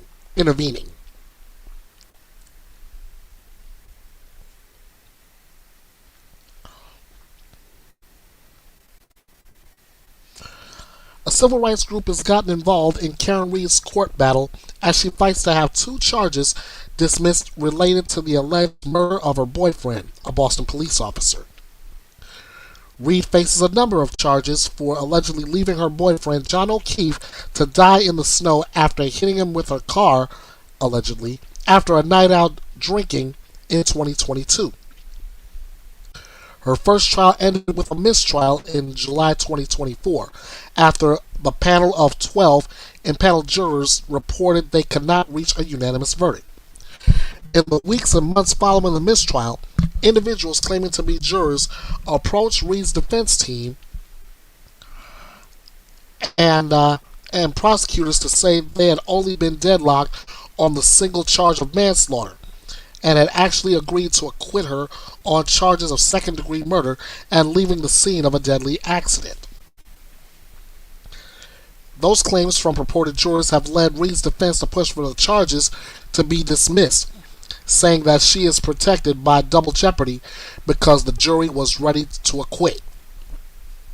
Massachusetts' highest court, the Judicial Supreme Court, has agreed to hear the case with its full panel of judges. On Wednesday, the prosecutors filed their brief, which argues that the jurors' claims post-mistrial are irrelevant and do not constitute acquittals.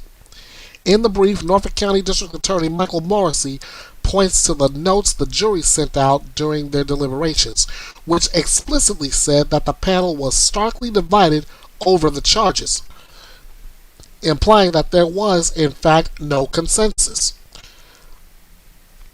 Prosecutors also argued that until the final verdict form is signed, jurors are free to change their minds, and the messages from individuals following the trial never indicated when, during the days of deliberations, the jury had reached agreements.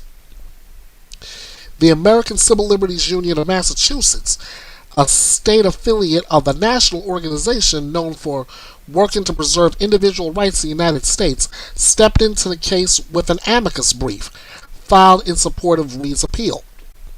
While the ACLUM makes it clear they have no position on Reed's guilt or innocence, it argued that Judge Beverly Canone, who presided over the trial, erred in not holding an evidentiary hearing to determine whether the jurors had reached a verdict. Prosecutors said in their brief that even different statements from the 5 jurors who came forward don't align, noting that Juror C said the group was only unanimous to acquit on a single charge. Apparently, even the 5 purported jurors, to say nothing of the 7 others, were not of one mind. The jurors in the case have not been publicly identified, and their names have been sealed by the judge, citing security concerns. At least one juror petitioned the court to remain anonymous, citing harassment and fears for their safety. The SJC will hear oral arguments on Reed's appeal on November 6th. Her retrial is currently scheduled to begin January 2025. Like the ACLUM, I have no position on Karen Reed's guilt or innocence. But here's what I've been saying all this time when the mistrial was announced. Why didn't the judge ask both the prosecutor and the defense if they wished to poll the jury on each charge? Sure, it may have been a painstaking process. It might have been a painstaking process, but it will let everyone know where the jury stands. If there are jurors there that if the jurors were aligned on one accord, in full agreement on one single charge, we should know about it. If not, they should know about it. Give them a concrete reason why a mistrial happens. As far as I'm concerned, the jury telling the judge that we cannot come to a consensus on a verdict, that's just a blanket statement. That's just a blanket statement, amen, for a judge to declare a mistrial, but it's still the question of why. Did the jury agree on this charge? Poll them. It takes 12 to come to a consensus unanimously. It takes anything but 12 to hang a jury. Now I'm no legal scholar, but I know what I know, and that is where the mess is happening right now. Had the judge asked the prosecutor and that defense attorney if they wanted to poll the jury on each charge, this mess wouldn't be happening like it is right now.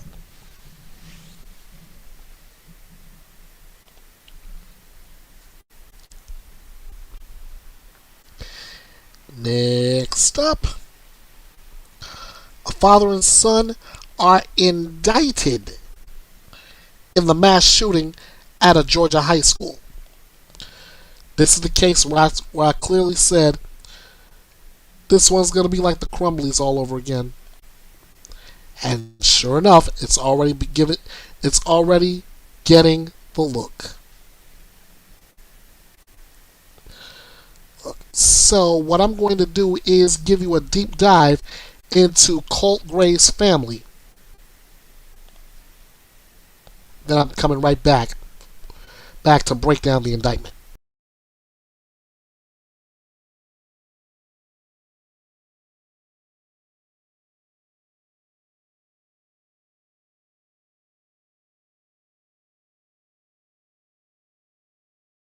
But first, we are learning a lot more about the life of the accused 14-year-old Appalachia High School shooter. First, a prior threat identified by the FBI that led law enforcement to speaking with the shooter and his father more than a year before the massacre. And now the 14-year-old's mother is speaking out.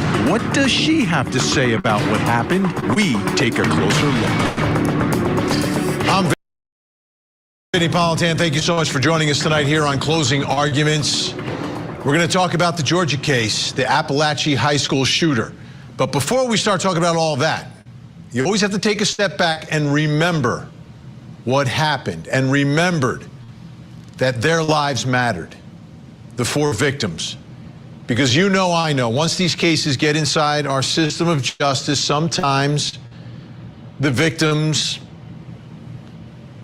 kind of left on the side a little bit. People don't really focus their attention there, and it's not their fault, but we always have to take a moment to remember. If 4 people should be with their families tonight and they aren't. 2 teachers dedicating their lives to helping other people's children, and then 2 children who don't have the opportunity to grow up and make their mark in the world. And it's sad and it's tragic, and it's what the case ultimately is about in the big picture. But as you zoom in, as our system of justice digs its claws into the case, it's going to be the accused shooter, his life that is on trial, his life that everyone is talking about from all different perspectives, trying to understand why this happened, who he was, what we're learning about what he was saying, when he was saying it, what he was doing, what he was doing it with, who he was doing it with. So many questions, and we have those questions, and they're all legitimate questions, because one, you've got to prove a murder case, 4 murder cases against him, and number 2, we got to look at the bigger picture and the issue of why these children continue to do this, and we try to take what we can from each tragedy to try to learn something and prevent the next tragedy. But you know, the learning is very limited because it continues to happen. But it's his life that'll be on trial, and we'll be taking a closer look at his life. And the one place we're beginning is with his co-defendant, his father, who was warned by police. The shooter was warned as well, but it had no effect whatsoever.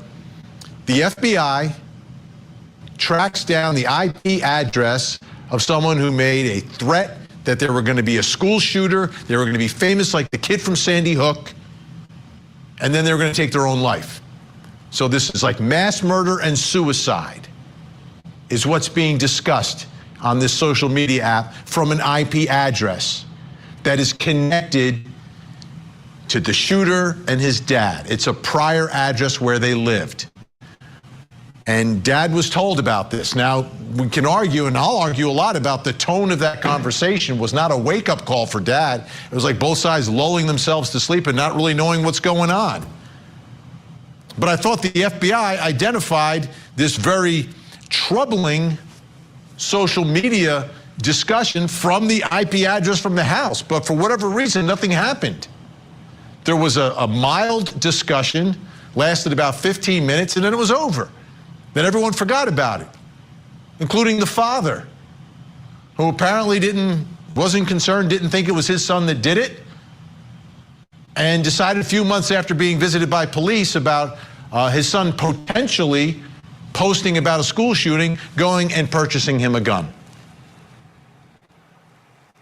So there's going to be a lot of looking at the father because he's a defendant and he's charged with murder, and if he's convicted, he'll die in prison. So we'll be picking apart everything that he knew and when he knew it. Now, from the video, it seems that he was living with his son, just the two of them, at the house that they were visited by police. But he's also got a mother. He's got two other siblings as well. And now the mother is speaking out. Now, you notice the photo we have of mom. That's not from a beauty contest. That's a mugshot. So she has quite a history herself. And that's part of the peeling back the layers of this 14-year-old's life, what he was living in. Not a justification, just trying to understand it all. Now, prior to this shooting, the alleged shooter texted his mother, and the message was pretty simple, but alarming. Quote, "I'm sorry." Now, according to the mother, that same morning, the alleged shooter's teacher emailed her about him making references of a school shooting. Whoa! Whoa! He's talking about a school shooting in class? We've got to take a closer look at that. Everyone's going to be concerned about that. As a result, she called the school and warned them of the threat. Okay, can someone call 911, please? Someone? She described all of this in an interview she did with ABC News. Let's take a look. The counselor said, "Well, I wanted to let you know that earlier this morning, one of Colt's teachers had sent me an email that said Colt had been making references to school shootings. Between my gut feelings, the text messages, and now this email, y'all need to go, like, run to the classroom." The more we learn, the more frustrating all of this gets. Now, this is all happening in the morning, right? And the shooting is very early in the morning as well. It's in the 10 o'clock hour. So I can understand to a certain extent how this still could have happened with all these warnings. But see, nobody's on the same page here. Like, I don't think anyone at the high school had any idea about the police visit more than a year before at his prior middle school about this threat, because nobody's talking to each other. Nobody knows. It just slips through like it never happened. Let's try to figure some more of this out. Let's bring in our think tank. Joining us tonight, trial attorney fellow of the American College of Trial Lawyers, Ann Bremner joins us. Also with us, Deputy Public Defender for LA County, Philip Dubé, and criminal defense attorney, former federal prosecutor Michael Sterling, knows everything about Georgia law. Ann, I'll begin with you. I see three places where failure has to occur here: law enforcement, parenting, and the school. And I'm seeing it to different extent based upon the information we know now. There's more to learn, that there's failure in all these parts. But want to get your reaction to what apparently, according to the mother, is happening that morning. A discussion in class about school shooting, a mother getting a text, "I'm sorry," and then calling the school, and they're not able to react quick enough.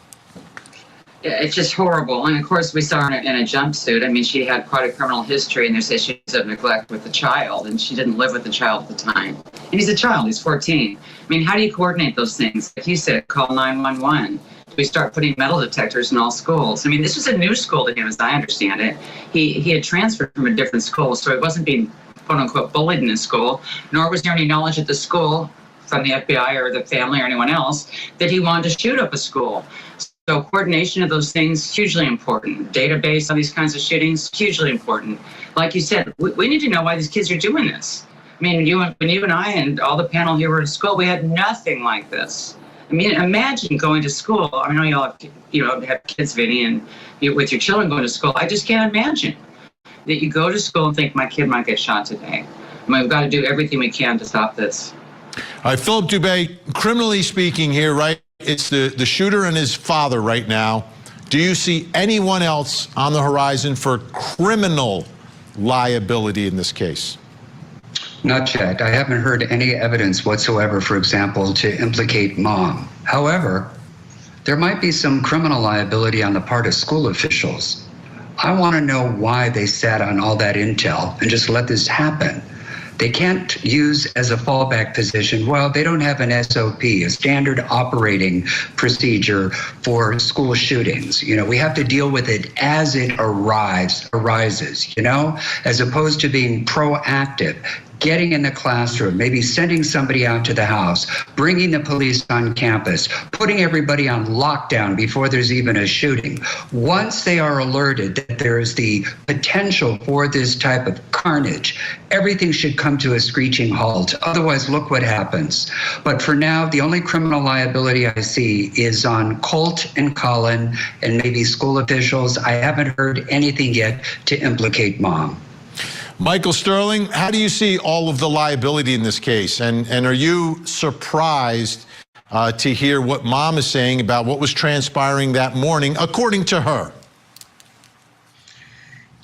Yeah, very surprised, Vinny. I mean, typically in these school shootings, you don't get that kind of a warning, right? You don't get a parent getting an alarming text and trying to warn people, hey, look, somebody go check on them right away. Please go do something. Like this sort of 911 type of response from the parents saying, hey, I'm concerned. Please, somebody go do something. It's my understanding that they went to go get a student and a student who had the same name, they pulled their backpack and had the wrong student.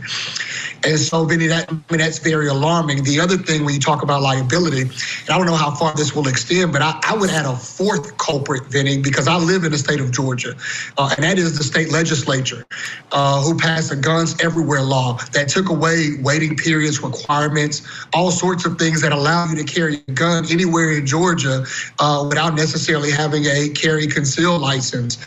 And so we've got probably, with the exception of maybe one state, the loosest gun laws in the state, that someone his age can carry a gun, that their dad can gift them a gun for Christmas and there not be any restrictions on that.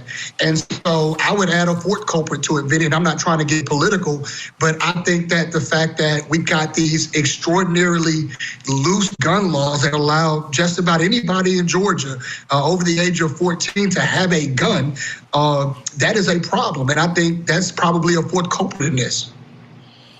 I want to take a listen to the father now on body cam. This is the response.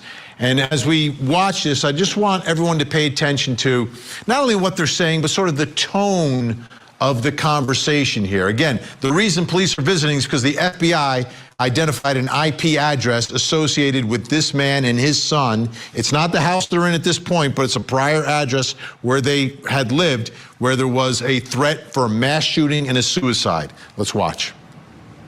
So we got a tip from the FBI saying that somebody from your old address over there in Traditions had made a threat to shoot up a school. For real? Yes, sir. And your name was associated with that address. So we went over to that address, and you weren't living there. So we live here. Let me get dressed. Sure. So what? Tell me what. You have any kids or anything living here? Yeah, Colt Gray. Colt? Yeah, Colt. He's my oldest son. How old is he?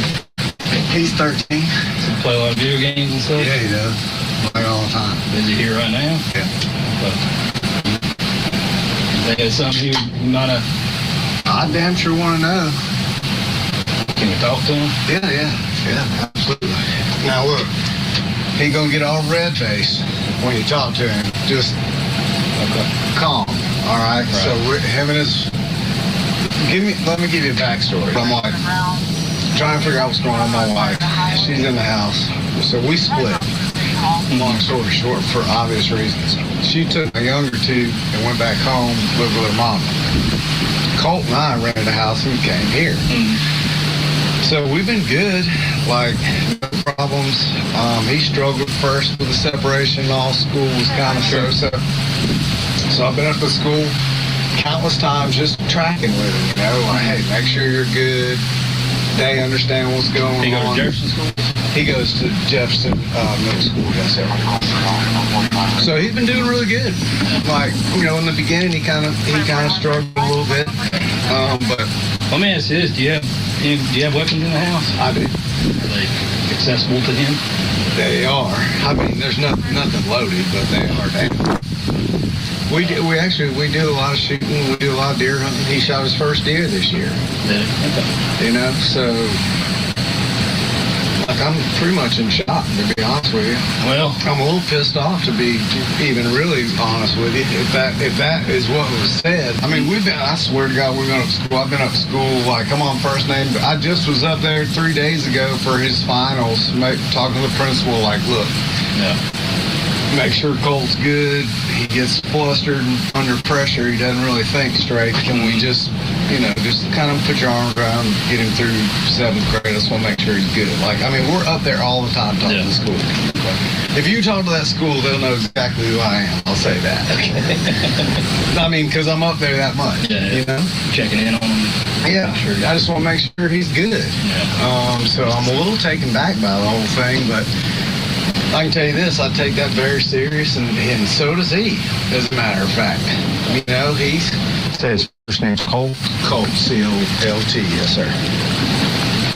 I mean, all I can do is ask him. Yeah, well, absolutely. You know, yeah, I want you to talk to him and just tell him. Like, I don't know anything about him saying like that, and I'm going to be mad as hell if he did. And then all the guns will go away, and they won't be accessible to him. You know, I'm trying to be honest with you, I'm trying to teach him about firearms and safety and how to do it all and get him interested in the outdoors.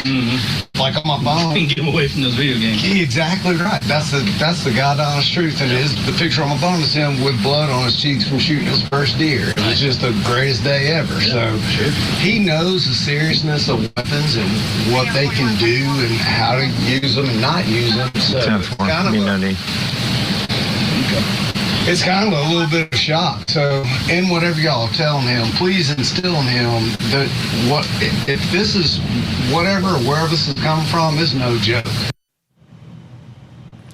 What's surprising me here in this entire discussion, and I don't know if the deputies had the information or not, that there was a threat for a mass shooting and a suicide. Mass shooting and suicide were part of the community, but I don't know if the deputies had that information, which makes this whole back and forth useless because they're going to ask the suspect if he did it. Like, could you imagine if every investigation was that way? Did you kill so-and-so? No, I didn't. Okay, I got to take your word for it. That's the way this ended. But I don't know how much information that these deputies got from the FBI. I don't know if something got lost in translation. We only have about 20 seconds here. Michael Sterling, I'll let you wrap this up. I mean, Vinny, I know Jackson County well. It's next to Butts County, south of Henry County. This is just sort of par for course. So, you know, you go have a conversation. So I wouldn't be surprised, Vinny, if they just kind of, you know, knew each other. The FBI gave them some information, and they just said, let's go have a conversation. It's just sort of, you know, for lack of a better term, a good old boy country. It doesn't make sense. It just doesn't make sense, and they need to do better.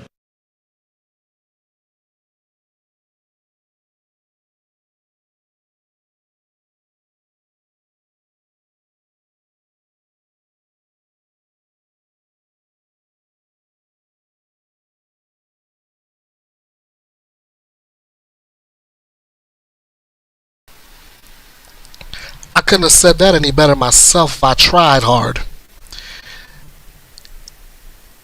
As long as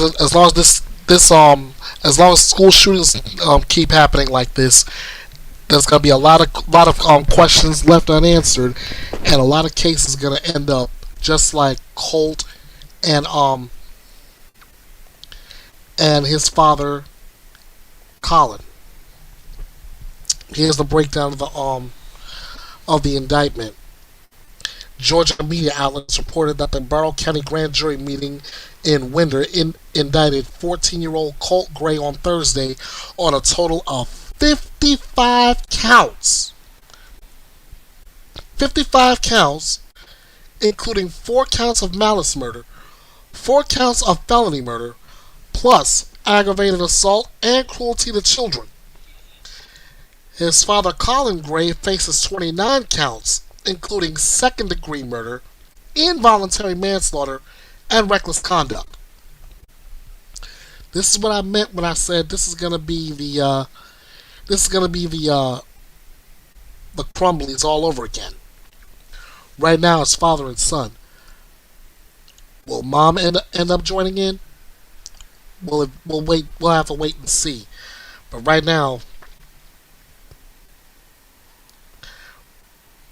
it's just a mess, and something needs to be done. Next up, the daughter of a Baseball Hall of Famer gets a suspended sentence in a child abandonment case.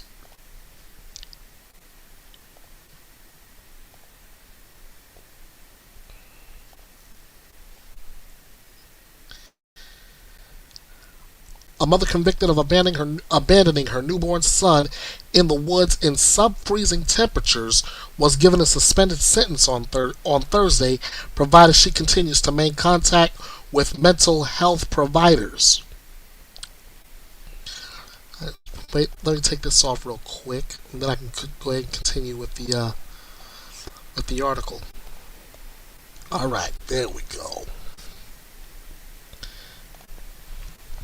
27-year-old Alexandra Eckersley, the daughter of Hall of Fame pitcher Dennis Eckersley, received separate sentences of 12 months and 6 months on different charges, both of which were suspended by the court, allowing her to return home. Prosecutors had asked for at least a year in jail, followed by probation. The defense asked for a 6-month suspended sentence and that Eckersley continue to comply with doctors' mental health recommendations. Judge Amy Messer said sentencing Eckersley to jail will create a significant likelihood of derailing the gains and stability she has achieved since her arrest. Eckersley does not address the court. Judge Messer said, "Miss Eckersley, I have to tell you, whatever your motivation, whether it's your son or whether it's avoiding a period of incarceration, it's going to be critically important that you continue on the path you're on. I expect that if you do so, you will be successful." The sentences were set to begin Thursday and end 3 years, provided Eckersley continues with mental health services. She was due back in court on November 14. The charges Eckersley was convicted of: falsifying physical evidence, endangering the welfare of a child, and reckless conduct, would normally call for a 4 to 8 year jail term. The jury acquitted her of 2 assault charges. Alexander Gatsoulis, the assistant county attorney, acknowledged Eckersley admitted her actions at trial and has worked to turn her life around. On the other hand, Ms. Eckersley's conduct was troubling and very nearly resulted in the unthinkable, he said. Ms. Eckersley did not lie or mislead first responders just once. She did so repeatedly for close to an hour about something so significant as concealing the location of a newborn child. Her lawyers have said Eckersley, diagnosed with mental health and developmental issues since childhood, didn't know she was pregnant and was suffering a medical emergency. They said she has been sober since her arrest, regularly attends therapy, and has been living with her son and mother in Massachusetts since earlier this year. Her mother, Nancy Eckersley, asked the court for leniency, saying that for the first time in her life, her daughter has found happiness, a clear sense of purpose, and fulfillment through their son, Teddy. Finally, at 27, Allie is thriving. Teddy is thriving. Heck, even I'm thriving because I have my daughter home. I finally have her living with me, and the 3 of us live in what I can only describe as bliss, Nancy Eckersley said. Eckersley left home when she was about 20 to meet up with a man she had met online, her lawyer said. She did not receive mental health treatment for years. She was homeless and living in a tent in Manchester, New Hampshire when she gave birth on Christmas night 2022 at the age of 25. She had testified during her trial that she thought her son had died after she gave birth. Prosecutors said her son, who survived, was left alone for more than an hour, suffering from respiratory distress, and hypothermia as temperatures dipped to 15 degrees Fahrenheit, which is minus 9.4 degrees Celsius. Prosecutors said Eckersley concealed her son's locations, deliberately leading first responders in a different direction because she didn't want to get into trouble. She eventually told them that she had heard the baby cry. Her lawyer said she called 911 and led them to the baby. They said police did not listen to her at first. Eckersley's lawyer said a man who was with her in the tent told her that the baby did not have a pulse. The couple had no cell phone service to call for help and started walking toward an ice arena. On their way, Eckersley experienced afterbirth, but thought she had a second child. She told a 911 dispatcher that she had given birth to 2 children, one who died immediately and the other who lived for less than a minute. The man who was arrested along with Eckersley was sentenced last August to a year in jail after pleading guilty to a child endangerment charge. The Eckersley family released a statement shortly after she was arrested saying they had no prior knowledge of her pregnancy and were in complete shock. The family said she has suffered from severe mental illness her entire life and that they did their very best to get her help and support. Dennis Eckersley, who attended part of his daughter's trial, was drafted by Cleveland out of high school in 1972 and went on to pitch 24 seasons for Cleveland, then known as the Indians, the Boston Red Sox, Chicago White Sox, Oakland Athletics, and St. Louis Cardinals. He won the American League Cy Young and MVP awards in 1992 while playing for the Oakland Athletics. After his playing days, Eckersley broadcast Boston Red Sox games, retiring in 2022. And all I can do from here, as far as Alex Eckersley's case is concerned, is wish her the best and hope that she gets all the help she needs. Next, Charlie Adelson is pushing for a new trial, arguing a conflict of interest. Adelson's new attorney is pushing for a new trial, arguing the convicted killer did not have conflict-free representation.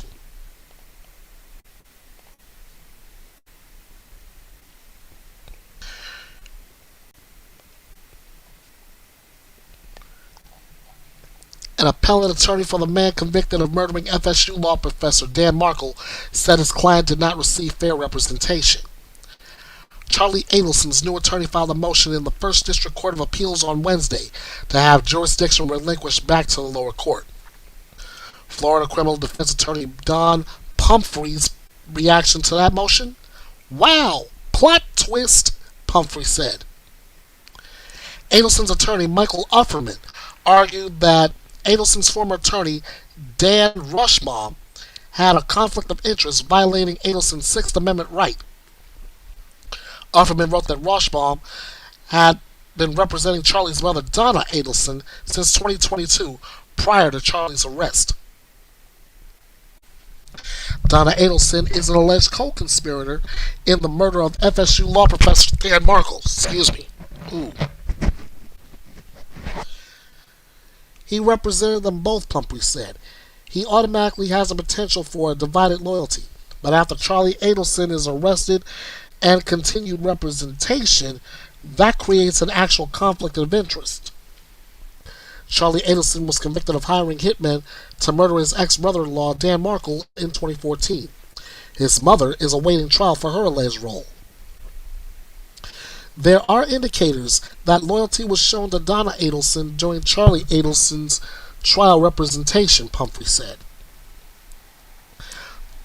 Ufferman argued that Donna was originally on Charlie Adelson's defense witness list in his 2023 trial. She was later removed from the witness list. Ufferman argued that the removal was in her interest. Ufferman said those factors should be reason to give jurisdiction back to the lower court.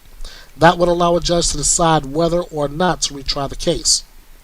Pumphrey said he thinks the attorney makes a strong argument, but if retried, he doesn't think it'll be easy for Charlie Adelson. I think the state's case only gets stronger, not weaker. So if he does get a new trial, I think the state will be prepared, Pumphrey said. Charlie's mother, Donna, will next appear in court on December 10. And this drama-filled case only seems to get bigger and bigger and bigger. Stay tuned. We'll see what's next. Next up. This might be our last story of the evening before last rites. Courtney Clenny's defense had knives thrown at a pig carcass to prove she could only have thrown the knife that killed Christian Obumseli. Wow.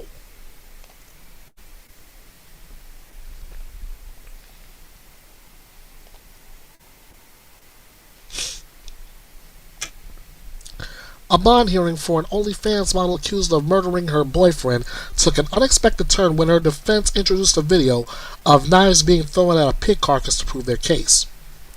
Courtney Clenny is charged with second-degree murder in the death of her boyfriend Christian Obumseli.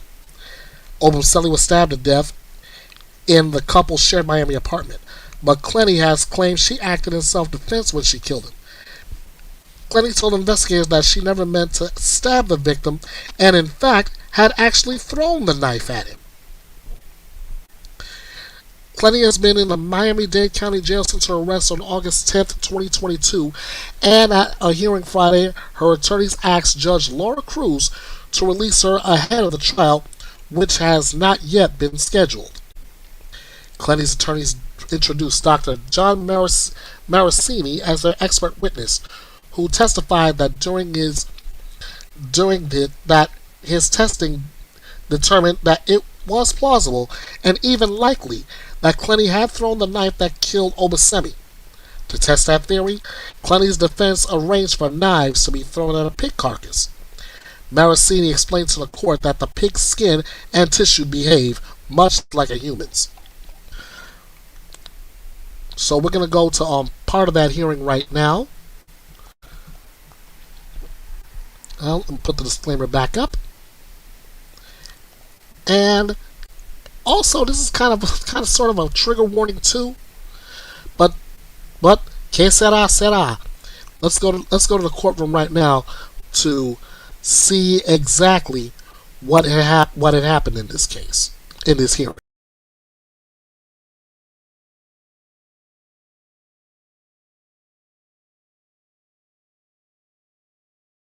Swear from the evidence you're about to give and nothing but the photograph.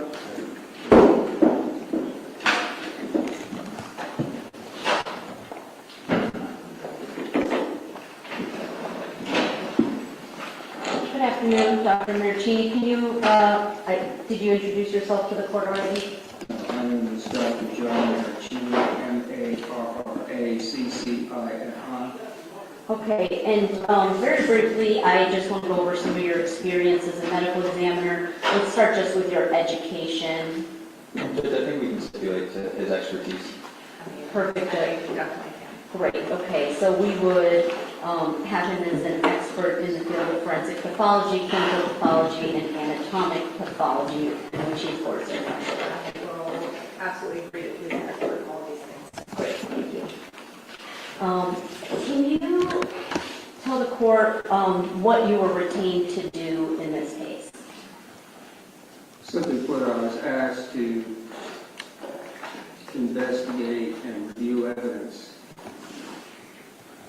as to whether a thrown knife, specifically the knife involved in this particular case, could penetrate and inflict a wound found on Mr. Benson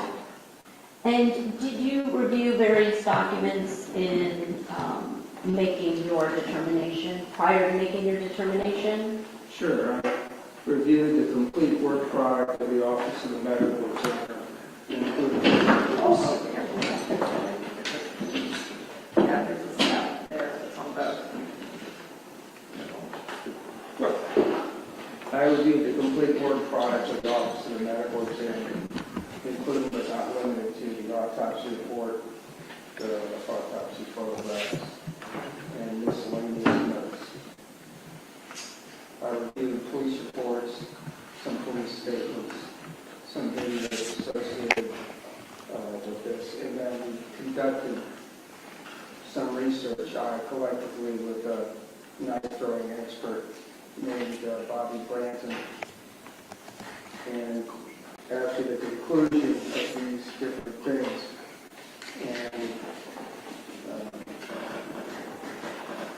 review of other evidence and statements, I formed an opinion regarding whether the knife could, if thrown, penetrate and inflict the wound as seen on Mr. Upton. Let me ask you this. Did you review crime scene photographs? Yes, I did. What about the Arthur hearing transcript of the testimony of Dr. Hutchins, who is the medical examiner of the state? Yes, I did.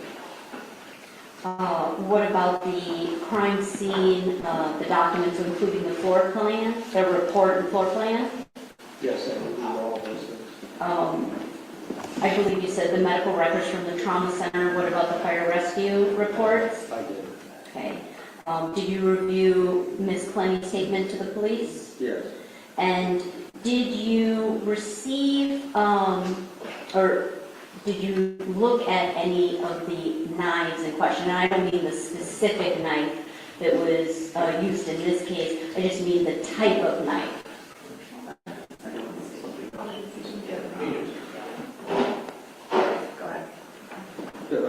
I asked the defense team to proffer an identical weapon so that weapon could be looked at and analyzed and tested with. This was done both with myself and with Mr. Branton and so forth. And then there was some testing which has been video recorded of the knife being thrown. I made arrangements to select a suitable biologic material. And what we finally settled on was using a side of pork, essentially. How did you make that determination? Pardon me? How did you make a determination to use a side of pork?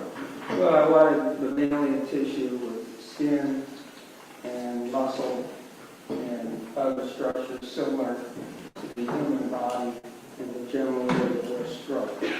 So we didn't need to go through bone, but we need to have a part of the pig that would have sufficient muscle, fat, fascia, and so forth, and skin.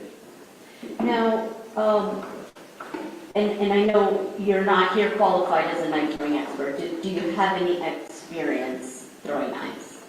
Well, I've been an amateur knife thrower for about 30 years. And did you yourself try to throw these knives in this case? I did. Now, did you participate in a demonstration that was done with Mr. Branton throwing the knives into the pig carcass? Yes. And can you just describe what your role in that was? It was primarily to determine, after the knife was thrown, to examine the penetrating defect and to see if the strength, resiliency, and other features of the tissue was similar to human tissue in the case of where Mr. Bunsen was struck, which was the upper pectoral area and the deeper. Now, how the demonstration was conducted, and I mean specifically how far distance-wise the knife was thrown, that was something made by the defense, right? Right, the defense proffered and communicated with Mr. Branton about what they wanted. And you have no knowledge as to why or how that number was picked? No, I don't. And I mean, just to be clear, you weren't present on the day of the scene, so you don't have any specific facts about what happened on the night of April 3rd. Well, I only know the facts as collected by crime scene and from other sources, but I was not obviously present. Okay. So now going back to the demonstration, and what I'm going to do is I'm going to play it for you. And we don't have a TV, so I'm going to bring this to you, and you can say we're going to. Here? Oh, okay. Okay. Mr. Prieto is going to try to bring the TV in.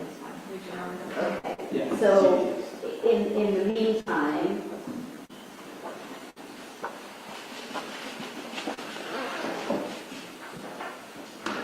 we'll just keep going. Let me just ask you this. What is your opinion in this case? That a thrown knife, such as identical to the one used in this particular case to inflict a lethal wound, could have been thrown and inflicted said wound. And when you say could have, can you be more specific as, I mean, can you say percentages? Are you able to do that?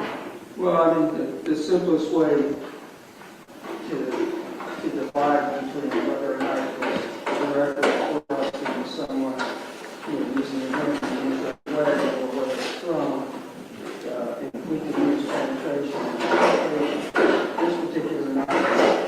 This particular knife is very sharp, and getting to the skin, it gets to the skin very easily. Most knives only require 6 to 12 times of pressure. So, a human being of even average or less than average strength could easily drive this knife almost 6 inches. But the actual penetration of this wound is around 3¼ inches. So, also there was no hook on it. And so, these factors... Can I stop you for a second because I didn't hear, I'm sorry. There was no what? Hilt, H-I-L-T mark. In other words, when a knife goes completely through to where the handle is, it sometimes leaves an interface mark where the blade meets the handle. That wasn't present. So at the end of the day, I favor it being a thrown knife rather than it being a directly inserted knife as in the usual stab. The difference in penetration, in my mind, is one of the decisive factors that favors one over another. And what about slippage, where there might be marks on the defendant? That can happen if a person is using a knife, right, to stab somebody? Right. I mean, a knife that does not have what we call a hilt guard, which is like a cross piece to the blade, it's pretty easy when you drive a knife to, your hand slip up onto the blade edge. No one's found. Did you review the photographs of Ms. Plenty's hands? I did. Okay, and you didn't observe any kind of damage to her hands that would be the result of slippage? Right, there were no cuts. What about any defensive wounds? Did you, in your review of the photographs of Mr. Almoncelli, did you see any defensive wounds on him? I did not. What, if anything, does that tell you?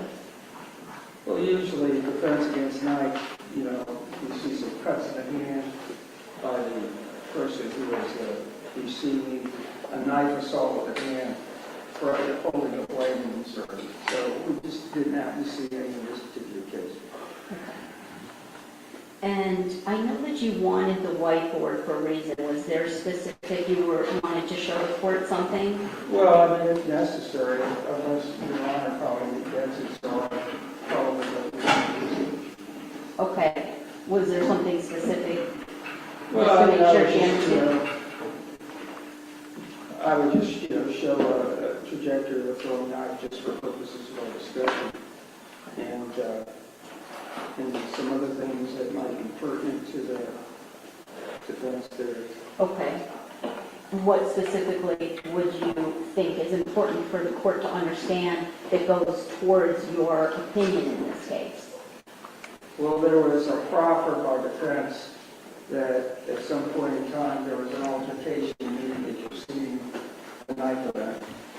And one of that proffers was that the defendant was assaulted by means of an arm going across the neck of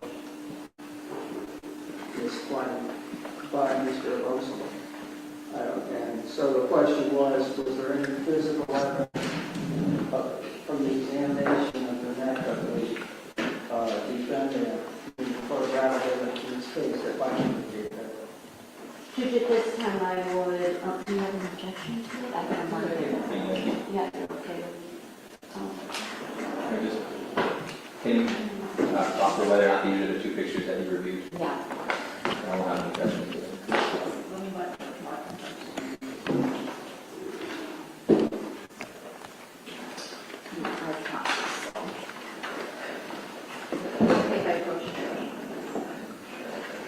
Take a look at these two photographs. Let me know if you reviewed those.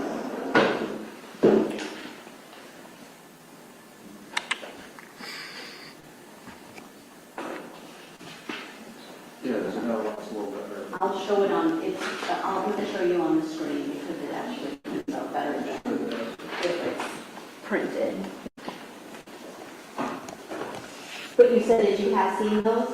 Of course. Okay. I would move, without objection, defendants A1 and A2 for identification into evidence. A1 would become defendant A, A2 would become defendant B.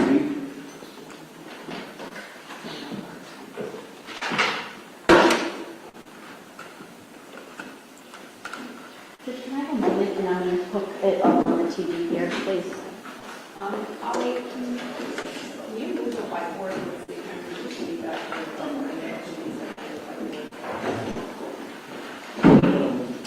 Oh, okay.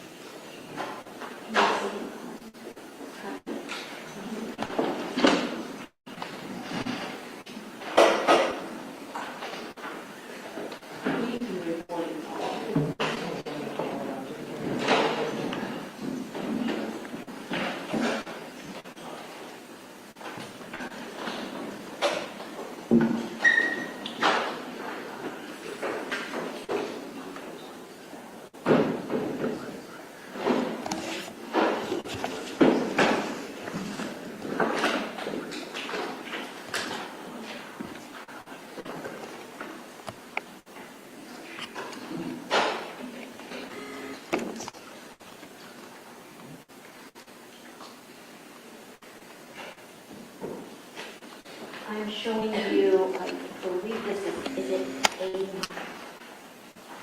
A1, or no, it's A. It's defendants A. I'm showing you defendants A. This is one of the photos you said you observed? Correct. And what, if anything, do you see from this? Well, can I step down, Your Honor? Yes.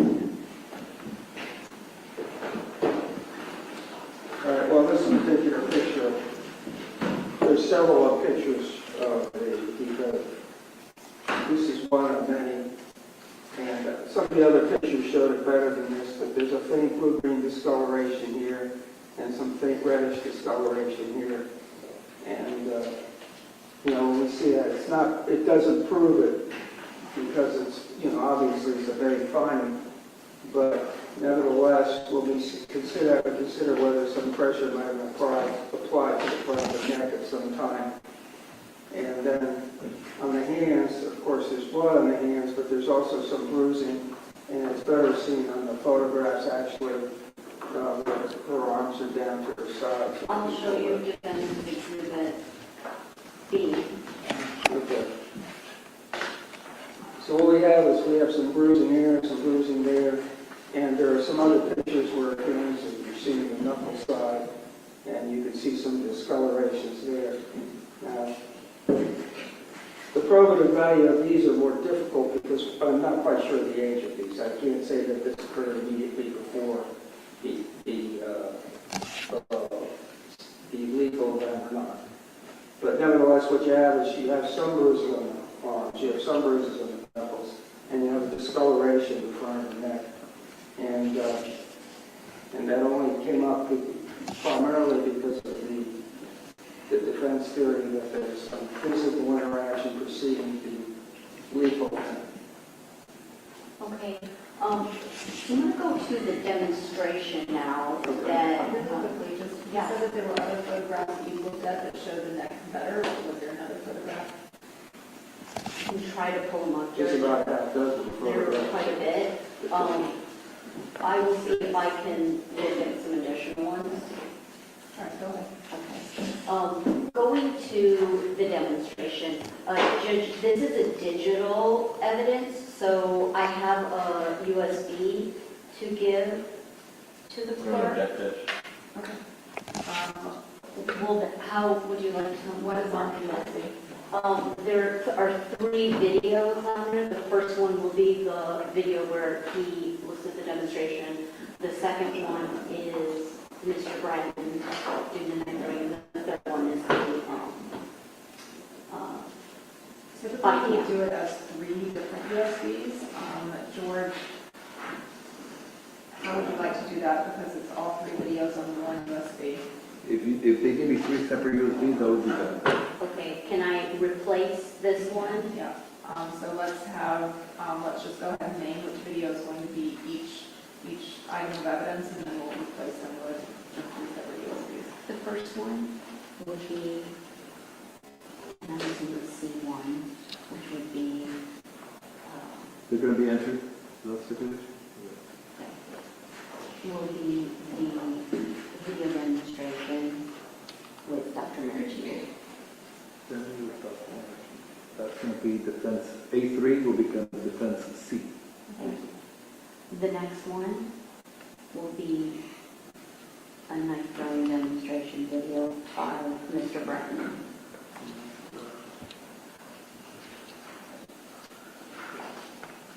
A4 will become defense exhibit D. And then the next one will be a body cam statement. A5 will become defense E.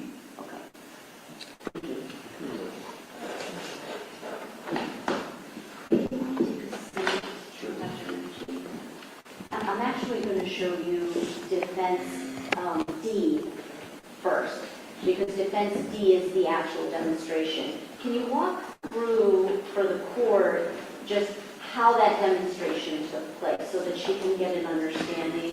Where did it take place? How was it? Sure. I'd rather stand up and... Whatever you need to do, I just have to make sure that she can see. And as long as you can see just one time. We all good? Okay, so Your Honor, arrangements were made for me to fly from South Carolina, where the studio would be setting up this production. The setup actually went over a couple of days, and I arrived on the second day. The studio arrangement was indoors, air conditioned, and had video set up from a number of different angles. You know, it's capable of slow motion and all sorts of technical things. The video was shot while I was there. You know, they began to work on a project which consists of taking the side of pork out and hanging the side of pork or hanging the side of pork on the front of the backstop board. And there had already been a layout of the physical distances between that board, that target, and where Mr. Bratton would be standing to throw the knife set. A set of 6 identical knives, presumptively identical to the weapon involved in this particular case, were available to Mr. Bratton, and then he began to do what he does, and that is throw knives. And I observed him throwing the knives, and then the penetrations, that is, the areas where the knives impaled, I then inserted a glove finger to make sure that the tissue, in fact, was a reasonable representation and similar to human tissue that would have been affected in this particular case. Do you know how many times Mr. Bratton threw the knife that day? I don't know, I don't remember. And can you say whether he hit the target every single time? No, he did not.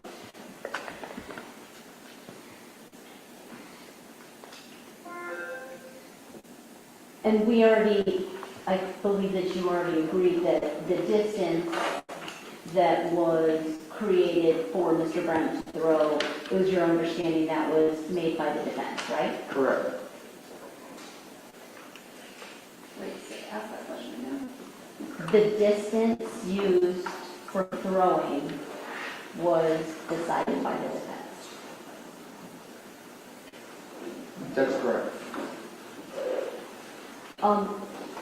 In your medical opinion, does the pressure used to cause this type of injury, does it depend on the strength of the person? In this particular case, with this particular knife, in this particular location, very little strength is needed either for a direct thrusting of the knife with the hand. That would be 6 to 12 pounds. And throwing the weapon just simply adds it's a little bit different than pressure, but it's a ballistic event. And you don't need a lot of strength, and you don't need a heavy knife, and you don't need a specifically designed knife providing it's point on.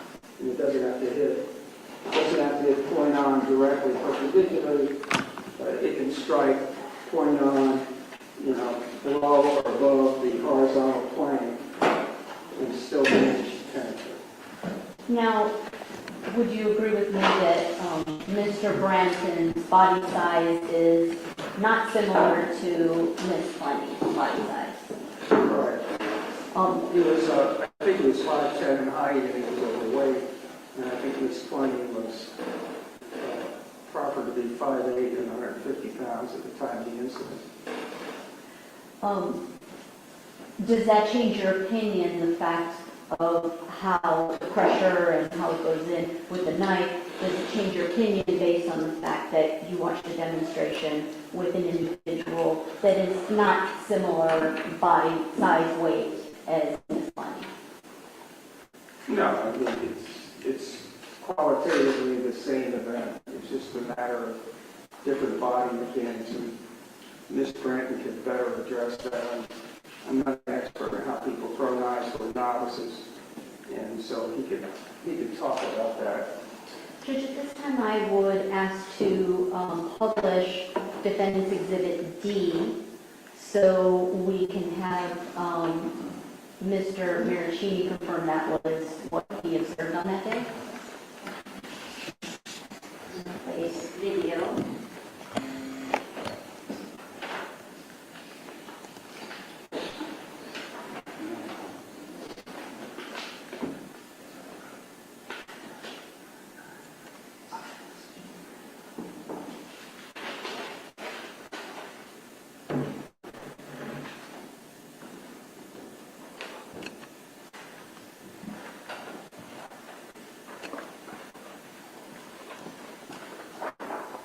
Now, we're going to see there's no sound here. Do you know if there was sound recorded or not? We did not do a sound recording. Can you describe to the court, I mean, obviously we can see what's going on, but from your observation as an expert medical examiner, what, if anything, does this demonstration show you?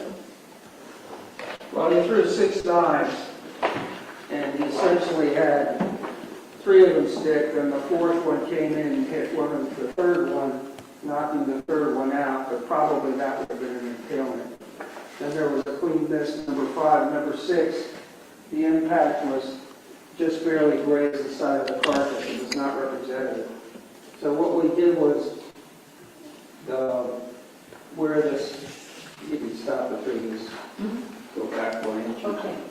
But what we did was, the knife at the point of impalement, where the skin touched the edge of the knife, indelible marker was used to mark the side of the knife. And then after, as you see here, and then after that happened, the knife was removed and simply put in front of a tape measure ruler to measure the inches of penetration. And so that's what's being happened here. This is, you can see that this particular penetration was in excess, close to 5 inches. And what was, in this case, Mr. Omoselli, the depth of the knife wound? What was that? It was about 3 1/4 inch, somewhere in the middle of it. I'm going to show you Defendant's Exhibit C.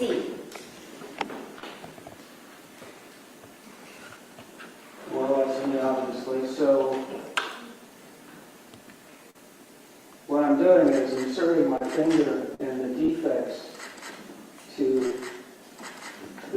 above and penetration to confirm that the resistance of the tissues and their general features was similar enough to represent the useful for analysis of the penetrating wound present on Mr. Omoselli's body.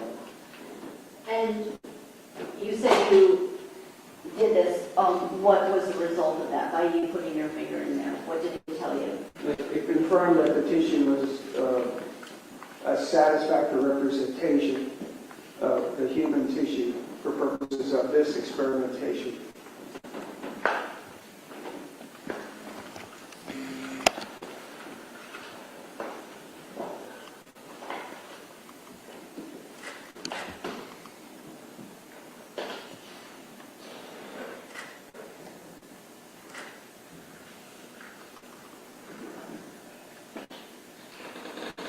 What are you doing right here?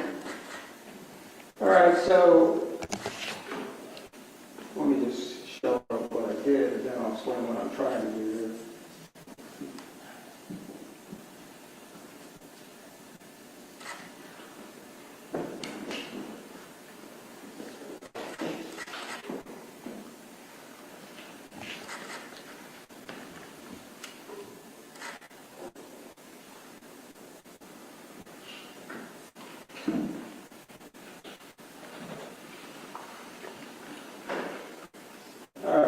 So now you can stop it there. You can freeze it for a moment. So what I'm trying to do, what I've done is I've inserted the knife and then turned it, rotated it to see if I could find an accessory mark. Now why is this important? In this particular case, when you look at the wound as it goes to muscle, fat, fascia, etc., that wound is just an elliptical wound like you expect to see with a knife injury. I can draw it on the whiteboard in a couple of minutes. But the question was, let me come back to it. Let me show your other image and then. And if you're going to show us something, can you just reference what you are looking at, please? Yeah, do you have one of these? Mr. Edwards, he's referencing The picture of the knife. information from nothing, I just wanted you to see what he was referencing. Okay.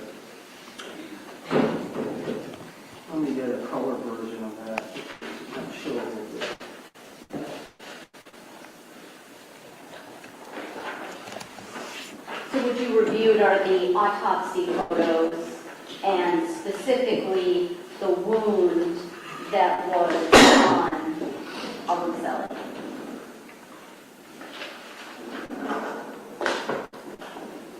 By the way, this is something else that might be useful if you want to get to that later. Okay, hold on a second. I know I got it here.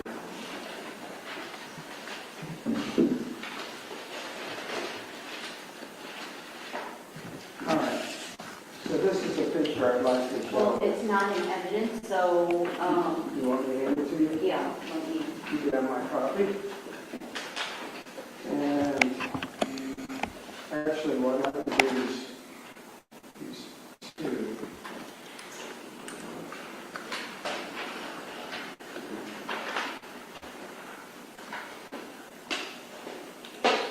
Okay.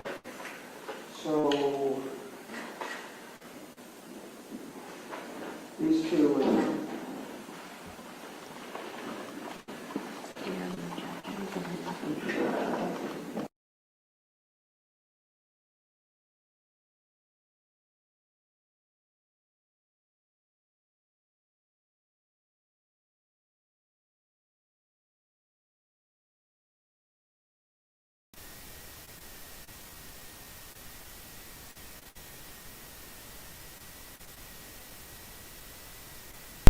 That is a very wild display of evidence.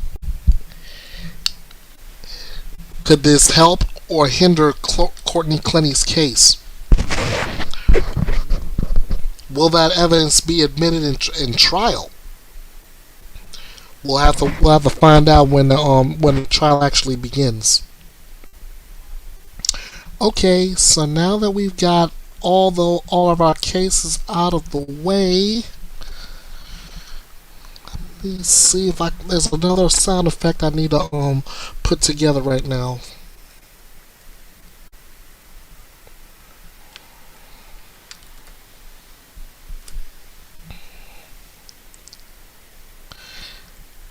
That's it. That's it. Okay. Just need to pull one more thing up, and I am going to deliver last rites to our two defendants who are spending the rest of their very lives behind bars. And here we go.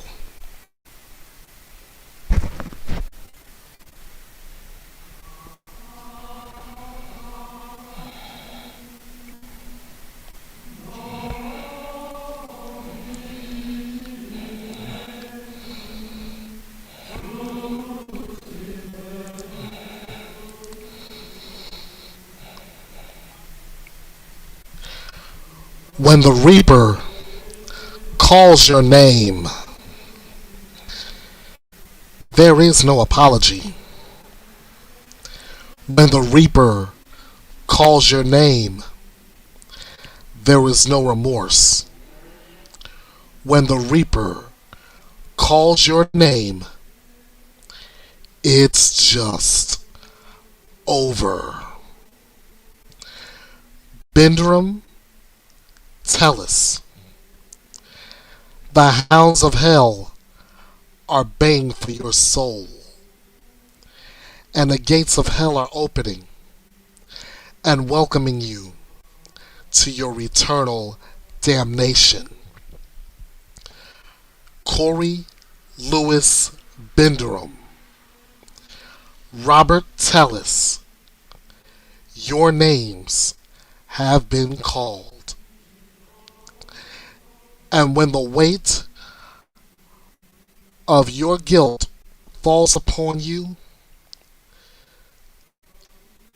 while in your prison cells, you too will never rest in peace.